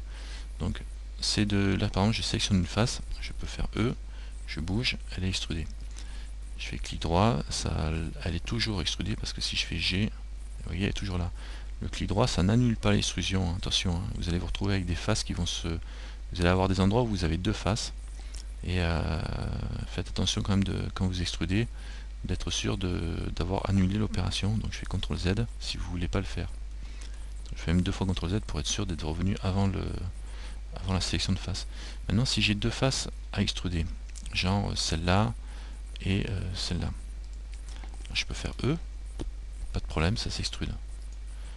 D'accord, il n'y a pas de souci, elles sont extrudées chacune dans leur direction. Je ne vois pas trop comment vous montrer ça. Si je vais faire tourner celle-là, R, Y, voilà, je vais faire tourner celle-là comme ça. Là, si donc j'ai deux faces sélectionnées, je fais E. Voyez, elles partent bien, une dans son sens de normal et l'autre qui a su le sien. CTRL Z, CTRL Z. Je reviens en arrière. Maintenant, si je sélectionne deux faces qui sont contiguës, je fais un E, évidemment ça monte, les faces sont montées, elles restent jointes. Il y a un moyen de faire en sorte que les faces sont montées mais qu'elles ne soient pas jointes. C'est-à-dire, vous allez me dire quel intérêt. Et là, bon, le moyen c'est de faire Alt E. Alt E, alors ça donne le menu d'extrusion. Et soit on est en menu en mode extrusion régionale, le E normal, soit on utilise individuelle face. Et quand je clique là, on voit pas grand chose, mais en fin de compte, les faces sont extrudées mais séparément. Et séparément, carrément, ça crée deux blocs, alors que elles étaient collées les unes aux autres. L'intérêt de faire ça, c'est de, voilà, pour être sûr, c'est que si je prends par exemple deux faces, alors je vais prendre ce edge là et je vais le faire monter pour avoir une bordure cassée pour que les faces s'extrudent dans un axe différent. Voilà. Si je fais ça, je prends les deux là et je fais un E simple, ça monte comme ça. C'est droit par rapport à la moyenne des deux normales. Si je fais Alt E individuelle face, je monte et chaque face va se décoller dans sa direction. Très pratique pour faire des jambes d'un personnage, vous chopez les deux côtés et vous faites et après vous pouvez les séparer, quoi. D'accord. C'est bien pratique. Le Alt E, notez-le par rapport au E. Hein. Et c'est pratique surtout de travailler avec ça. Après vous avez aussi bon, on a fait le tour de l'extrusion. Alors l'extrusion, hein, évidemment, quand vous extrudez, alors CTRL Z, je reviens en arrière, je reviens sur mes faces, ici et ici. Si je veux faire un trou, comme tout à l'heure, hein, j'aurais pu fermer, sélectionner mes faces, et puis alors si je descends, j'enfonce tout, CTRL Z, si j'extrude, je descends, ça génère un fond, d'accord, c'est ce qu'on a vu tout à l'heure, sauf que là c'est déjà fermé. Donc tout à l'heure c'est pareil, j'aurais pu très bien le faire pour mon haut, ici, c'est-à-dire fermer comme j'ai fait au fond, et après sélectionner que la bande du tour ici, ouais, que la bande du tour, et faire un E. À quoi que ça m'aurait embêté, il aurait fallu que je génère une petite bordure ici pour pas... non, j'aurais sélectionné que le centre plutôt, et je faisais un E pour descendre l'ensemble. D'accord. Donc j'ai extrudé tout l'ensemble vers le bas. Tout le fond, j'ai extrudé vers le bas, ça aurait été pareil. D'accord. C'est une autre façon de faire. Il n'y a pas qu'une seule façon. Hein, de travailler... genre, je sélectionne toute cette histoire. Alors comment je vais faire pour sélectionner, et sélectionne pas tout, je vais prendre le C, voilà, je prends tout ça, et là je fais par exemple, vous voyez, là j'ai sélectionné avec le C pour prendre la sélection du rond ici, hein. Alors faites vos sauvegardes effectivement, hein, le C pour sélectionner le rond, et je vais agrandir ma sélection en faisant CTRL et plus, CTRL plus. Alors ça part de travers parce que j'ai des cuts qui sont faits, CTRL Z. Bon, si ça avait été bien circulaire et tout, ça aurait agrandi tout simplement ma sélection, quoi. Hein, CTRL plus, ça agrandit, vous voyez, vers l'extérieur, et là j'ai le rend plus. Et là, je vais faire un C, je vais sélectionner le reste. Voilà, X face. Je recommence tout ça pour vous montrer la différence. Alors je fais un E, rentrée, S. Là je vais me faire une autre méthode, hein. Bon, comme j'ai des loop cuts avec des CTRL R au milieu, je vais descendre ici. Je vais faire un E, entrée, S. Comme ça, même je vais faire Alt M, entrée. Et là je vais faire des CTRL R. Tac tac, je vais en mettre plusieurs, vous voyez, je fais des loop cuts, des CTRL R comme on est habitué à faire. Une autre méthode pour faire la même chose. Donc j'ai extrudé le plus loin, j'en ai fermé un, et je fais des CTRL R pour découper le reste de la zone. C'est une autre façon, c'est encore plus rapide. Et là je vais en résultat, je vais faire des sélections en mode face. Ouais, en mode face, je vais sélectionner une loupe ici, et je fais CTRL+. Donc ça sélectionne l'intérieur et l'extérieur. Voilà. Et là on fait 1 E, et je descends Z pour descendre le fond. Sauf que si je valide, je ne suis pas en train de descendre droit. CTRL Z, et quand j'ai appuyé sur Z, ça me l'a pas D'ailleurs il est pas bien au centre mon truc, il est pas au centre parce que j'ai des boucles ici hein, que j'avais fait, que j'ai pas enlevé. Donc c'est le gros bordel dans mon machin. J'ai bien massacré mon truc avec... bon, attends, je vais quand même vous montrer ça. Tac, CTRL plus, CTRL moins. Et là je fais E, Z. Voilà, je vais le descendre. Voilà, je dois être bon. Hein, j'ai descendu le fond. Bon, il n'est pas bien centré parce que j'avais des découpes au milieu. Alors ces découpes là, bon, celle-là je vais pas la rajouter, je vais pas la toucher. Mais elle tombe bien parce qu'il faut faire, il va falloir faire pareil ici. Et on va faire... est-ce qu'on en met une de... Parce qu'il y a les bordures de... Hein, il y a ça là, comment ça s'appelle? Ces trucs là, là. Pour le descendre, je vais pas me contenter de l'attraper comme ça. Parce que ça va pas le faire. CTRL Z. Alors ce que je vois, il y a un truc qui m'embête un peu. Il y a un truc qui m'embête, c'est que je vois qu'ici, là j'ai des points sur les faces, ça veut dire que j'ai des faces ici. Et ça c'est que j'ai dû faire un E et le doubler quoi. Donc ce qu'il faut faire maintenant, les créneaux, merci. Ce qu'il faut faire maintenant, comme moi j'ai un défaut sur mon truc, ici tu vois là ce petit point, c'est quand je suis en mode sélection par face, normalement le centre de la face est représenté par un petit point au centre. Voilà, là je sélectionne une face, mais je vois que j'en ai un là de petits points. Là, pile poil là, sur l'arête, ça veut dire que je dois avoir une face ici qui est cachée. Donc je vais tout sélectionner et je vais faire un remove double pour supprimer les trucs qui sont superposés. J'ai dû faire un E et le valider, donc du coup j'ai une extrusion qui est sur place là. Là et le remove double il est là. Et si je clique dessus, voilà, ça m'a supprimé les petits points, donc ça m'a bien confirmé que en haut ici il y a écrit 30 vertices supprimés. Hop là, ils viennent de disparaître. Donc j'avais bien, et on le voit bien quand on est en mode face parce qu'on voit les points sur les arêtes, alors qu'il ne devrait pas y avoir de points sur les arêtes.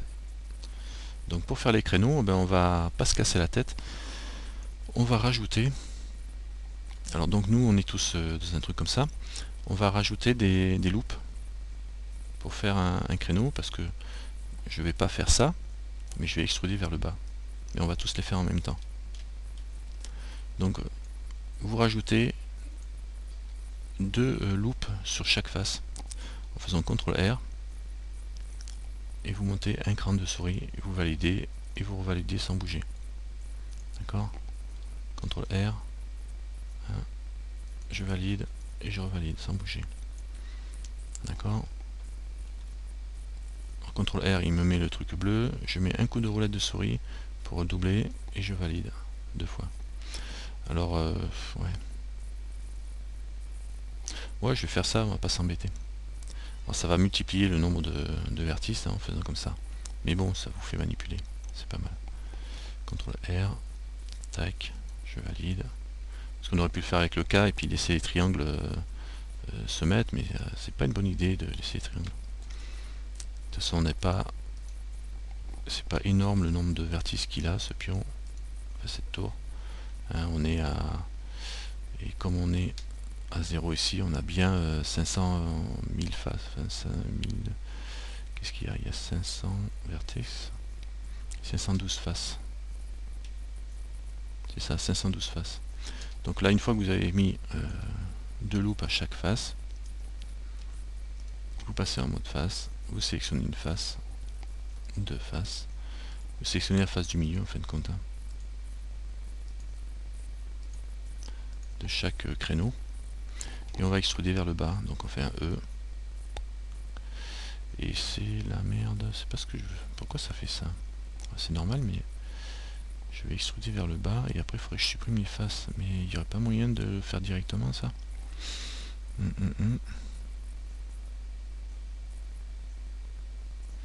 Non, non, mais j'extrude vers le bas les faces, comme ça les créneaux, je descends à moitié, et après je vais supprimer en fin de compte en mode face. Non, ça me génère une face à l'intérieur, mais c'est pas ce que je voulais faire. Non, non, je suis obligé de faire autrement.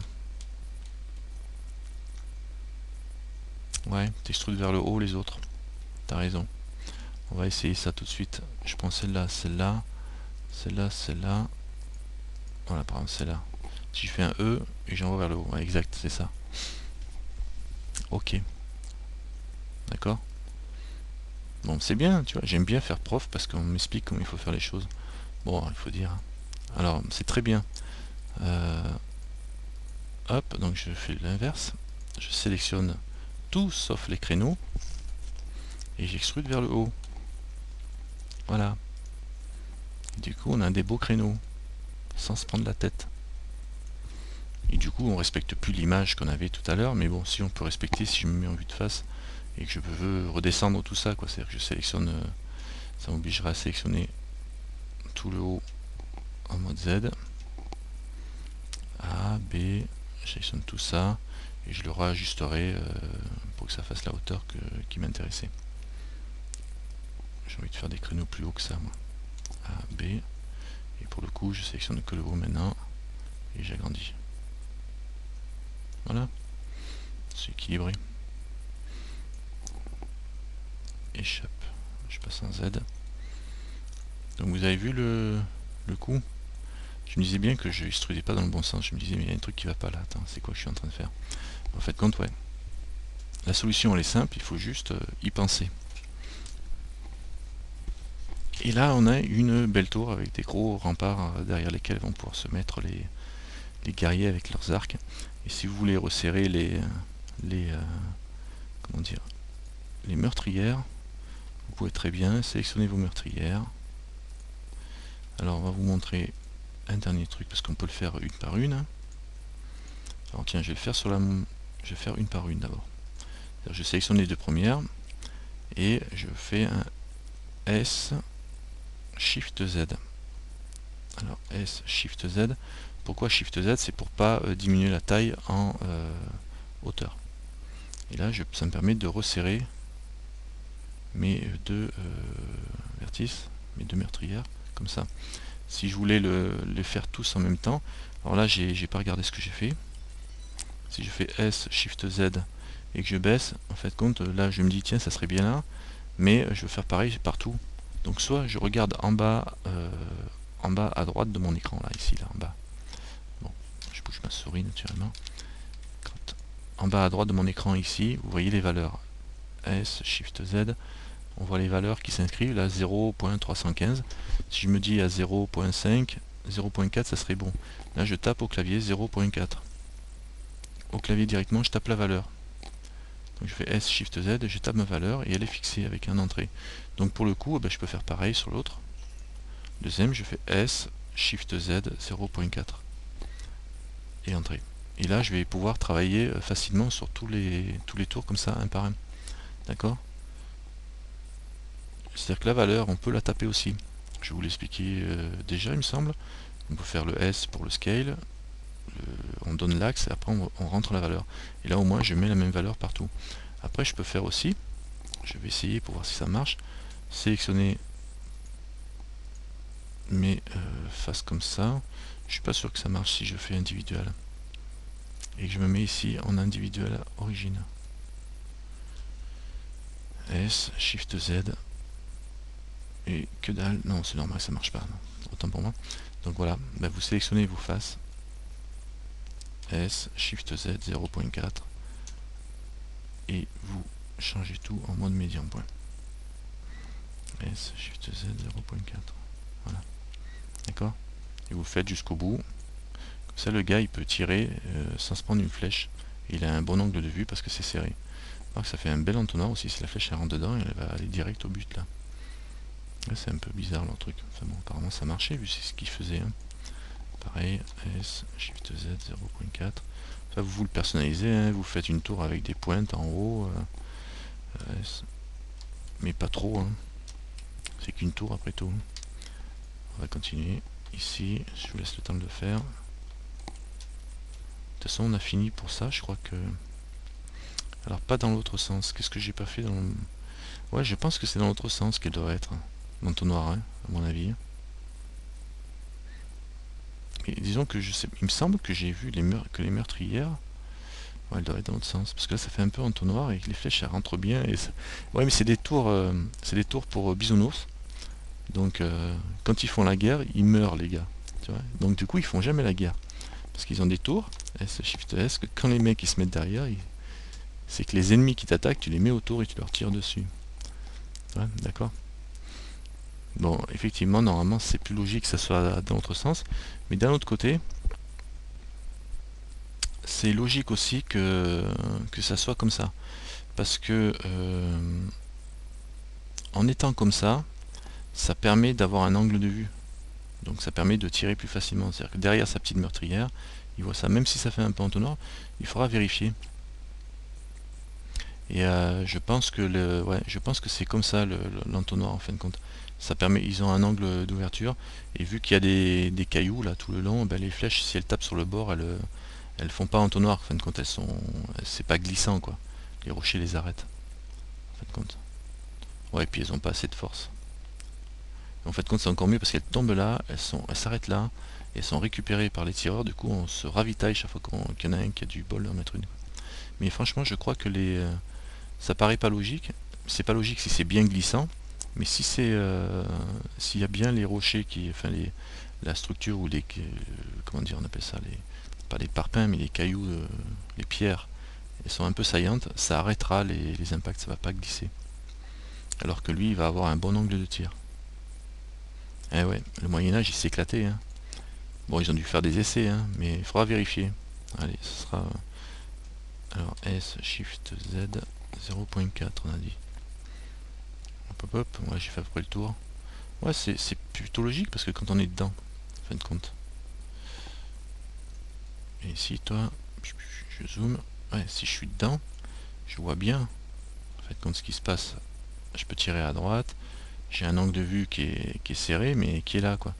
Mais les gars, pour vraiment toucher et passer droit, ben, il faut qu'ils tirent vraiment d'en face, quoi. Donc en fin de compte, non, c'est pas mal.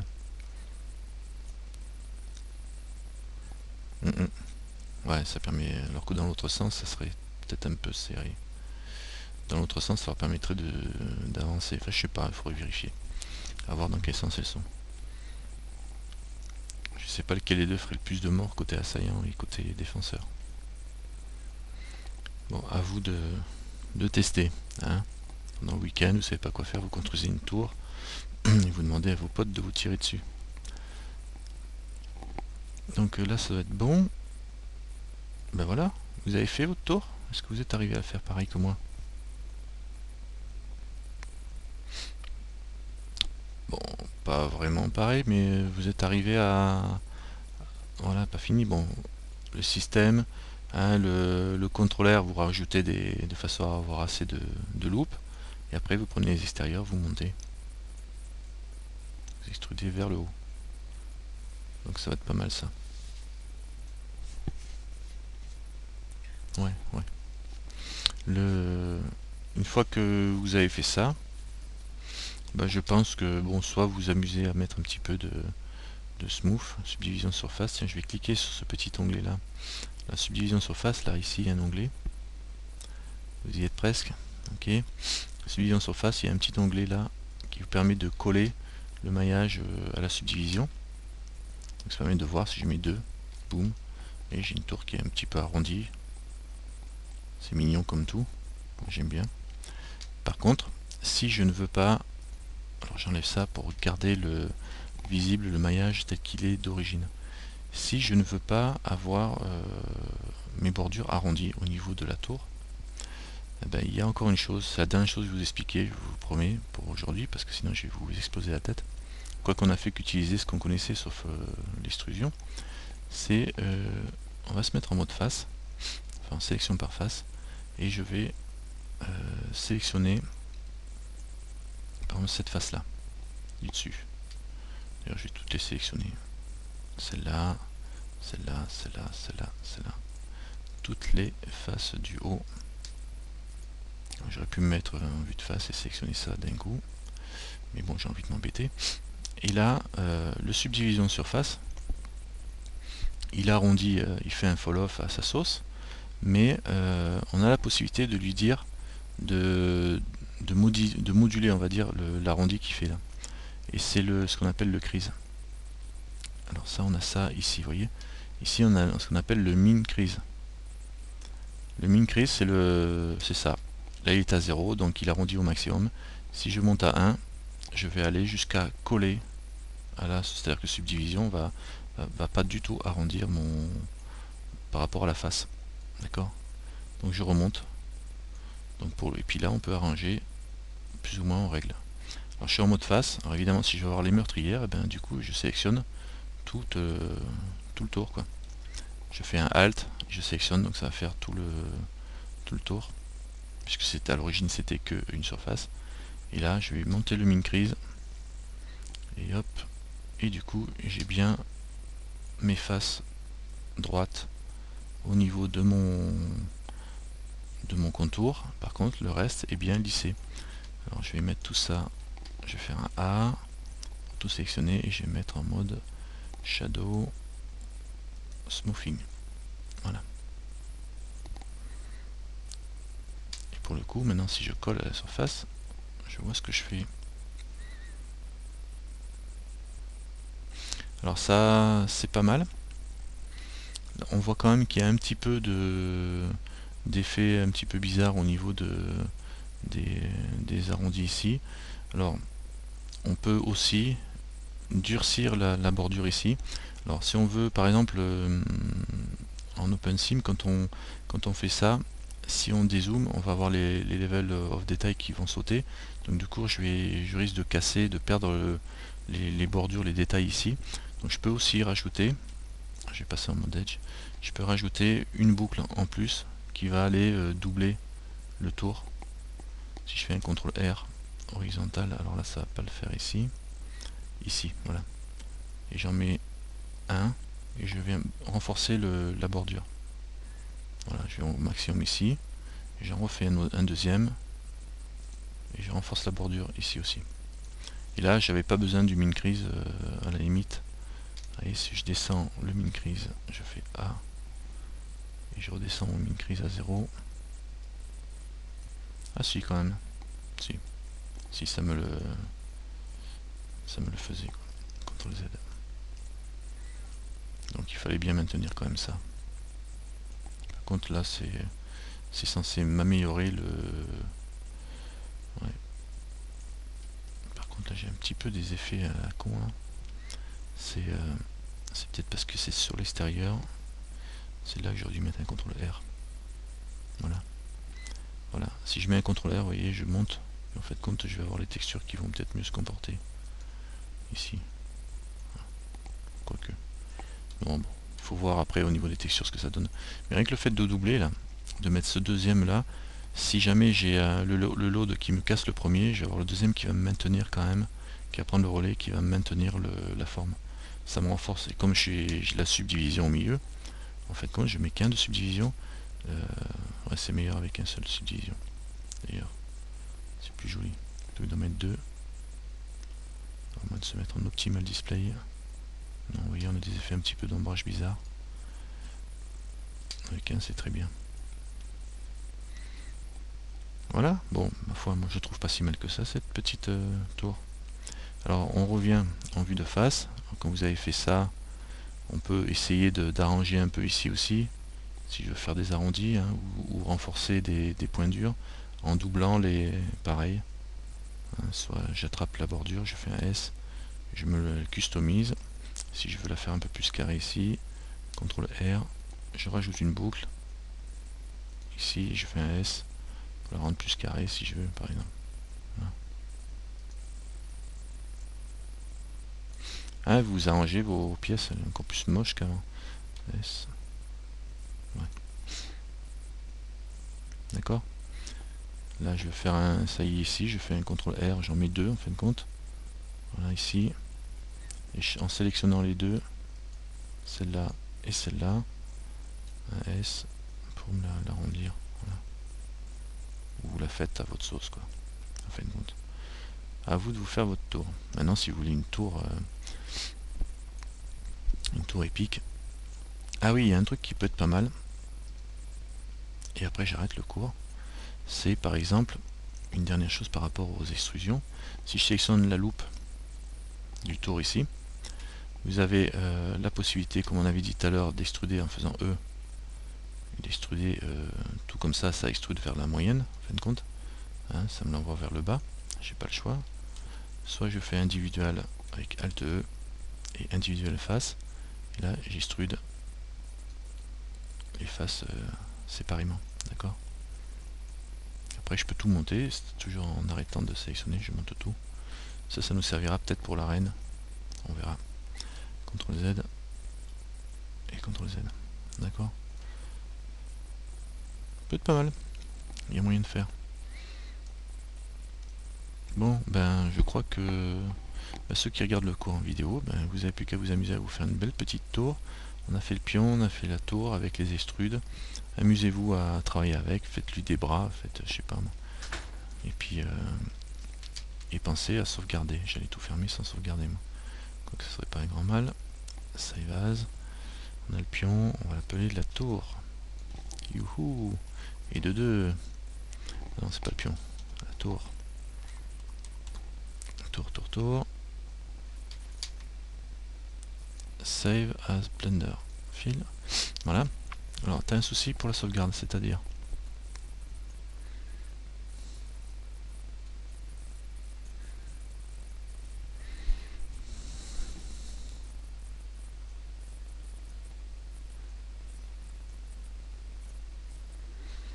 alors, quand tu fais une sauvegarde pour créer un nouveau dossier, tu fais alors Save as par exemple, hein, et là, pour créer un nouveau dossier, c'est là.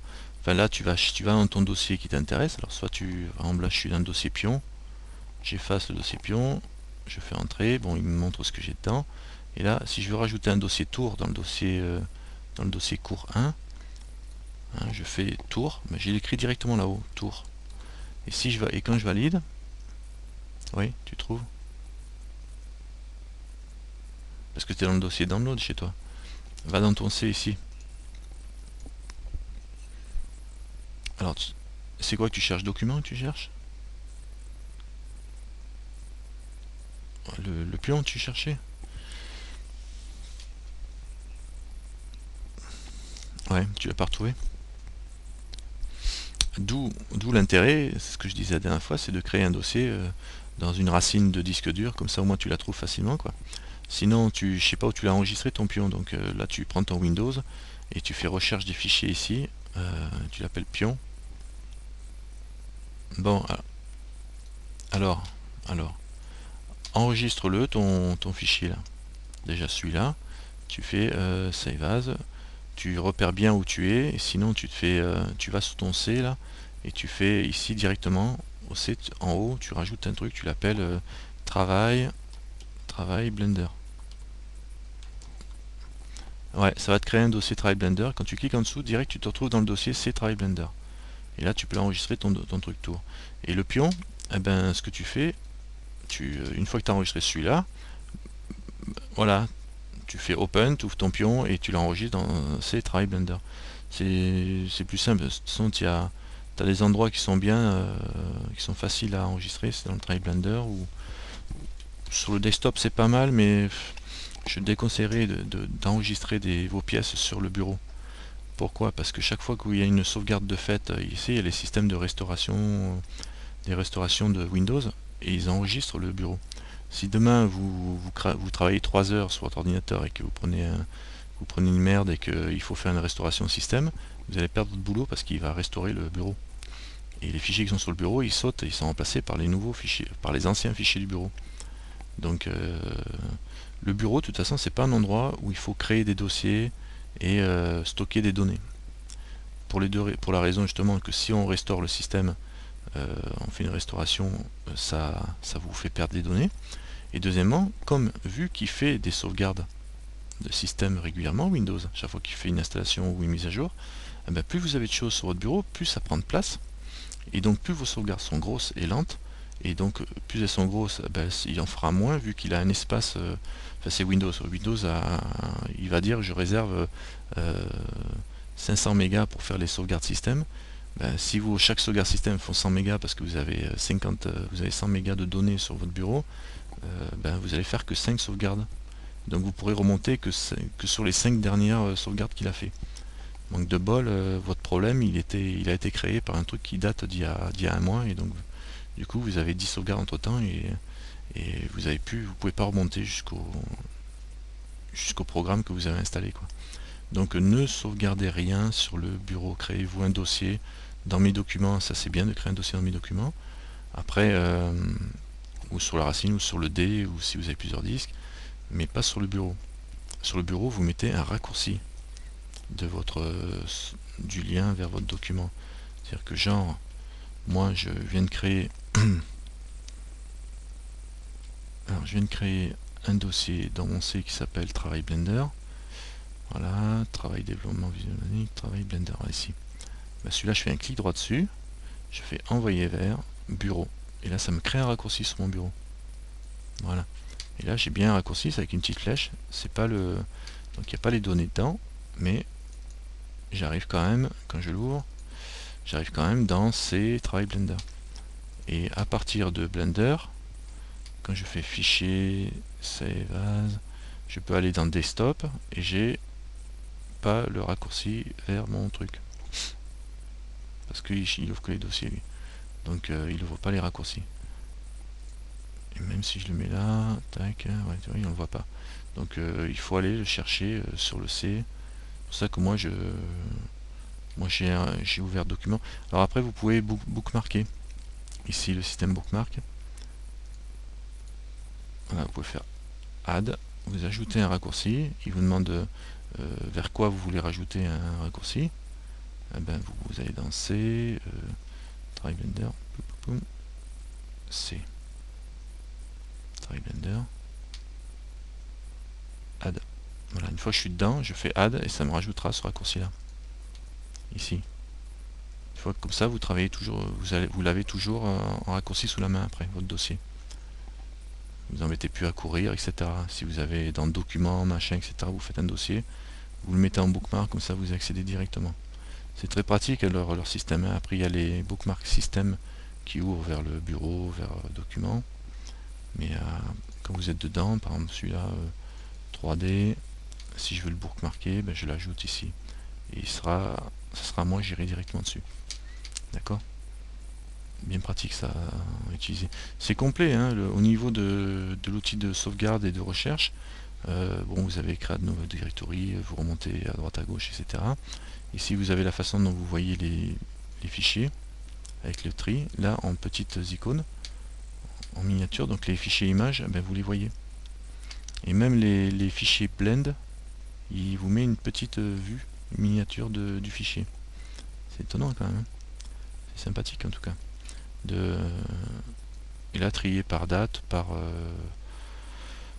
c'est écrit de toute façon, hein, par extension, par date, ça c'est du plus grand, par taille, ouais, du plus grand au plus petit. Et là vous faites show hidden pour visualiser les fichiers cachés. Et après qu'est-ce qu'il y a d'autre? Il y en a d'autres à côté là. Activer le filtrage de fichiers, etc., etc. Bon, il y a plein de trucs, vous regarderez. Hein. Voir que les vidéos, voir que les images, voir que les fichiers sons. Là, je vois que les fichiers images que j'ai dedans. Parce que j'ai ça, c'est les fontes, ça c'est les sons, et ça c'est quoi? Fichier texte. Les fichiers blend, ils sont là. Ici. Donc on active ou pas les filtres. Si on les veut pas, les filtres, on voit tout. D'accord? Non, c'est pas mal. C'est pas mal foutu, il faut juste prendre le temps de regarder bien comment ça marche. Et de chercher à comprendre parce que au début on est un petit peu paumé. Il y a quoi d'autre là? Là, ouais, on peut compresser votre sauvegarde. Remap relative, je sais pas ce que ça veut dire. Actualiser les chemins relatifs d'un enregistrement dans un autre répertoire. Ouais. Alors je suppose que ça doit être par rapport au lien des autres images, etc. Quand vous enregistrez dans un autre répertoire. Il faut, de toute façon, il les cocher, ce qui permettra au fichier blend de retrouver ces petits. Sauvegarder une copie, bah, ça va pas. D'accord. Ça permet de sauvegarder la copie sans le marquer enregistré. C'est un peu bizarre. Legacy Mesh format. Aucune idée. En utilisant l'ancien format. Ouais, sans les ngone, d'accord. Ça enregistre que les tri et les quads. Tout ce qui est ngone est perdu. Et vous voyez le truc, le coup des ngone, hein, donc, parce qu'il c'est vrai qu'il y a des anciens fichiers qui ne supportent pas les ngone de toute façon, et l'ancien Blender ne les supporte pas carrément. Quoi. Donc Et dans les anciennes versions de Blender ne les supportaient pas non plus, quoi. Les 250, c'était pas bon. Et là vous avez un plus un moins qui va incrémenter le nombre de fichiers. Tour, si je fais plus, tour 1, tour 2, tour 3, voilà. Et save et cancel pour annuler l'opération. Je pense que j'ai fait le tour de l'interface là. Cancel. Voilà, donc je vais enregistrer mon pion. Elle est belle la tour là.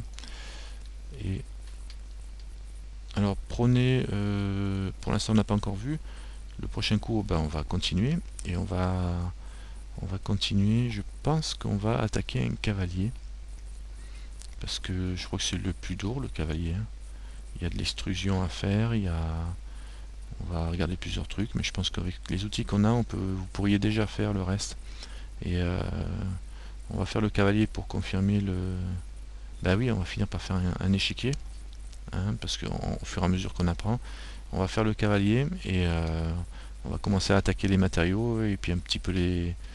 Enfin, on va attaquer les matériaux pour vous expliquer ça, et après on attaquera les textures, dépliage, textures, etc. Ça va vite, hein, ça va aller vite. Mais accrochez-vous et normalement ça va le faire, quoi. Ça va le faire.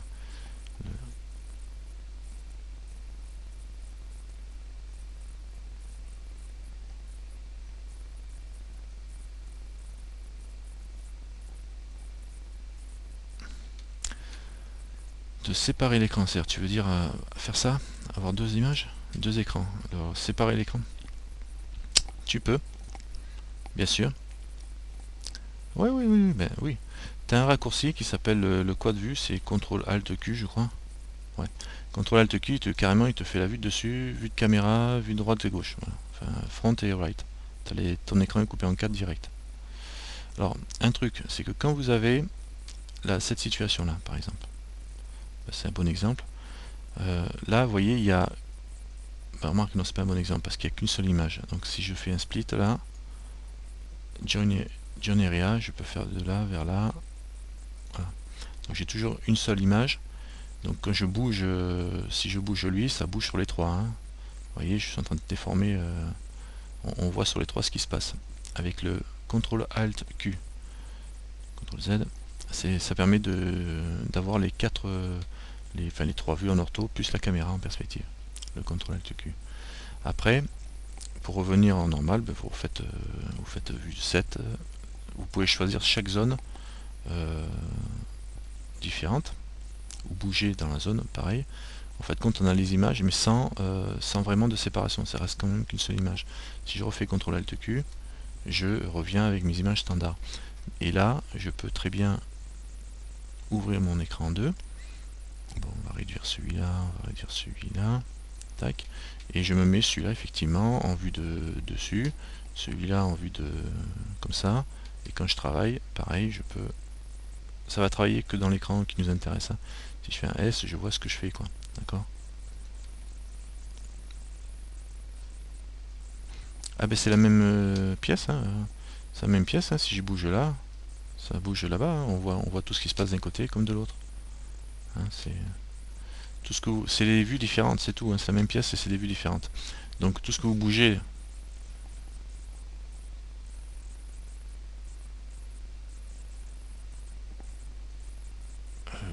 je sais pas, enfin je comprends pas ton truc. Ouais.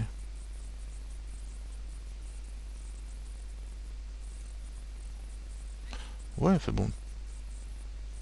Oui, bah disons que tu as moins besoin de tourner autour quand tu les as sous les yeux, tu peux plus facilement les trouver, mais toi tu peux en sélectionner une ici avec celle-là, je la sélectionne ici, et puis l'autre je peux la sélectionner ici avec l'autre face, quoi. Parce que je la vois pas là, mais là je la vois, donc je peux aller la chercher directement. Bon, travailler avec plusieurs vues, c'est sûr que quand on a un grand écran, c'est pratique, hein, sinon on tourne autour, et puis voilà. Après, c'est des façons de travailler. Alors ce que vous pouvez faire, pareil, là j'ai cette image-là, hop, je peux l'attraper et tirer vers le bas. Et du coup, je me fais une vue dessus ici, une vue de face ici, et là je suis en caméra. D'accord? Donc on refait nos trucs. Par contre, quand on est comme ça, si je veux prendre celui-là et refaire tout un écran, je vais pas pouvoir. Si je fais ça et que je fais join, mais il n'est pas d'accord pour me switcher. Pourquoi? Parce que j'ai deux vues ici et que j'en ai qu'une ici. Il faut en avoir une de chaque côté. Alors il faut commencer par switcher les deux là. et après je pourrais switcher de là, enfin splitter, joindre les deux là, et après je pourrais joindre les deux horizontaux. Donc je mets là, je fais join, bas vers le haut, et puis après là je peux mettre là, et join, et droite vers la gauche. Il faut qu'elle fasse la même taille. Donc on voit bien que ça et ça, voilà, vous travaillez, vous réglez vos faces. Alors j'appuie N et T, raccourci, hein, T, N, facile, hein, N, T. Pour ça les raccourcis c'est pratique plutôt. Voyez, vous travaillez avec vos vues. D'accord. Alors ce qu'il y a aussi, c'est qu'on fait souvent, c'est que là on est toujours dans les vues 3D. Bientôt on va passer dans les vues UV Image Editor. Voilà. Cette image là qui me permettra de faire des rendus, de baker, de faire des rendus, de mettre des textures, tout ça. Donc là on travaillera comme ça, avec pas tout à fait comme ça, mais on rajoutera cette vue là pour de temps en temps.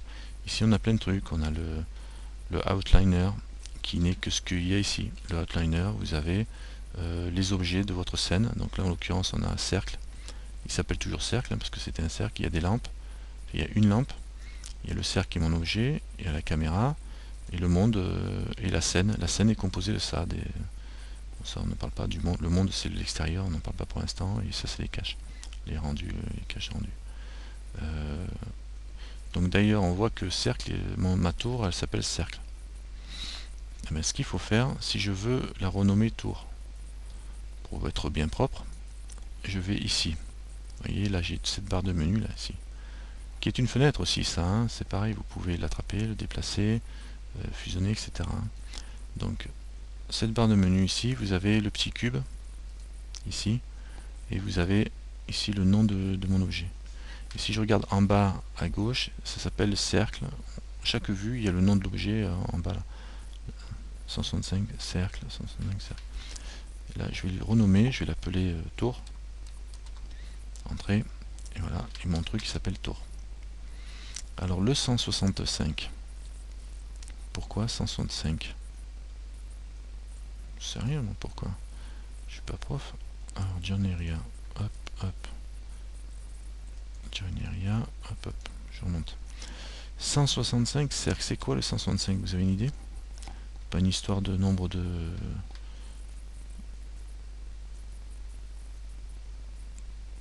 Je crois qu'elle a plus que ça, moi. 165, non, le vertice, si je passe en mode objet, j'y suis. Il y a 2900 vertices, il y a 2800 faces, 5600 triangles, il y a un objet sur 3, 38 mégas il me bouffe, 596 mégas dans Blender. Le nombre d'actions, ouais, je pense plutôt que c'est ça, ouais. Le nombre d'actions qui ont été faites. Edit. Si je me mets là, je valide. Ben non. Je sais pas pourquoi il compterait 165. De manipulation? Ben non, regarde. Pourquoi il compterait ça? CTRL Z. Non, même si je recule dans les manips avec des CTRL Z. Ah, j'ai fait une sauvegarde là, j'espère, parce que... Attends. En mode objet. CTRL Z, mode edit. CTRL Z, Z, Z, Z.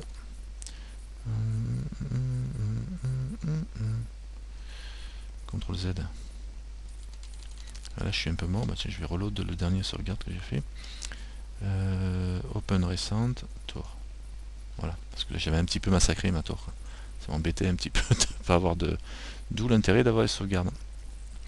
Là j'ai 165 cercles, c'est quoi les 165 là? Le nombre de manipulations, non, apparemment c'est pas ça. Hein. Regarde, si je bouge, j'ai pas 166. Vous avez combien vous en bas?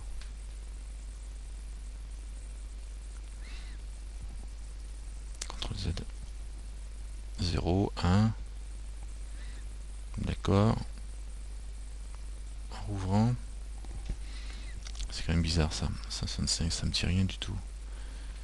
J'ai jamais vraiment fait attention à ça. 165. En réouvrant, ben j'ai rouvert là, je l'ai rechargé. Donc, par contre, la position non. Pas en X. Non, non, c'est pas ça. Eh ben, on trouvera ça le prochain coup. Vous me redemanderez, je vais me renseigner. Google va être mon ami, hein, mais c'est vrai que Ça doit être lié au nom. Et il y a le rapport, il y a le nom, il y a quoi qui pourrait jouer? 165 conneries, mais oui, ça va être ça. C'est parce que j'ai dû faire 165 conneries dans ce truc-là. Voilà, j'ai même pas ça. J'ai jamais fait gaffe à ça. Ben ouais, mais moi aussi, c'est pour ça que je le vois et je me dis, tiens, c'est quoi ça? Enfin bon, vous verrez, on verra ça, on essaiera d'éclaircir le truc. Fichier, nouveau. Reload, startup file. Je démarre avec 1. C'est peut-être le nombre d'extrusions. Voyons voir. Il a peut-être compté le nombre d'extrusions parce que j'étais en extrude. Edit. J'en ai une. Ça m'étonnerait quand même parce que vous, si vous en avez qu'un aussi. Non, pas de raison. Hein. Il n'y a pas de raison. Bon, on verra. On verra. Ça va être un poids. Je ne sais pas exactement à quoi ça correspond. À voir. En tout cas, c'est le 1 cube. Bizarre. Enfin bon. C'est lié au nom de votre objet. Le nom de votre objet là. Vous pensez à le renommer quand même. Si vous allez faire une tête, nommer une tête. Comme ça, vous retrouverez votre bébé le prochain coup. Et vous avez aussi ici, dans le delta, données relatives à afficher et éditer. Et ça, c'est type données à afficher et éditer aussi au niveau de l'objet, et là au niveau des données, c'est le data. Et moi je vous conseille de le renommer aussi de la même façon. Hein, de renommer aussi tête, si je l'appelais tête, d'avoir les deux mêmes, le double side, on n'a pas besoin d'avoir les deux faces, non, puisque de toute façon on ne le gérera pas. Autosmooth, les normales, bon ça on s'en fout. Shape key, 1165, je sais pas ce que c'est exactement. Bon. Ok, bon ben on verra ça le prochain coup. À vous de faire des tours. Jusqu'à la prochaine fois et à bientôt. Voilà. Merci d'avoir regardé cette vidéo.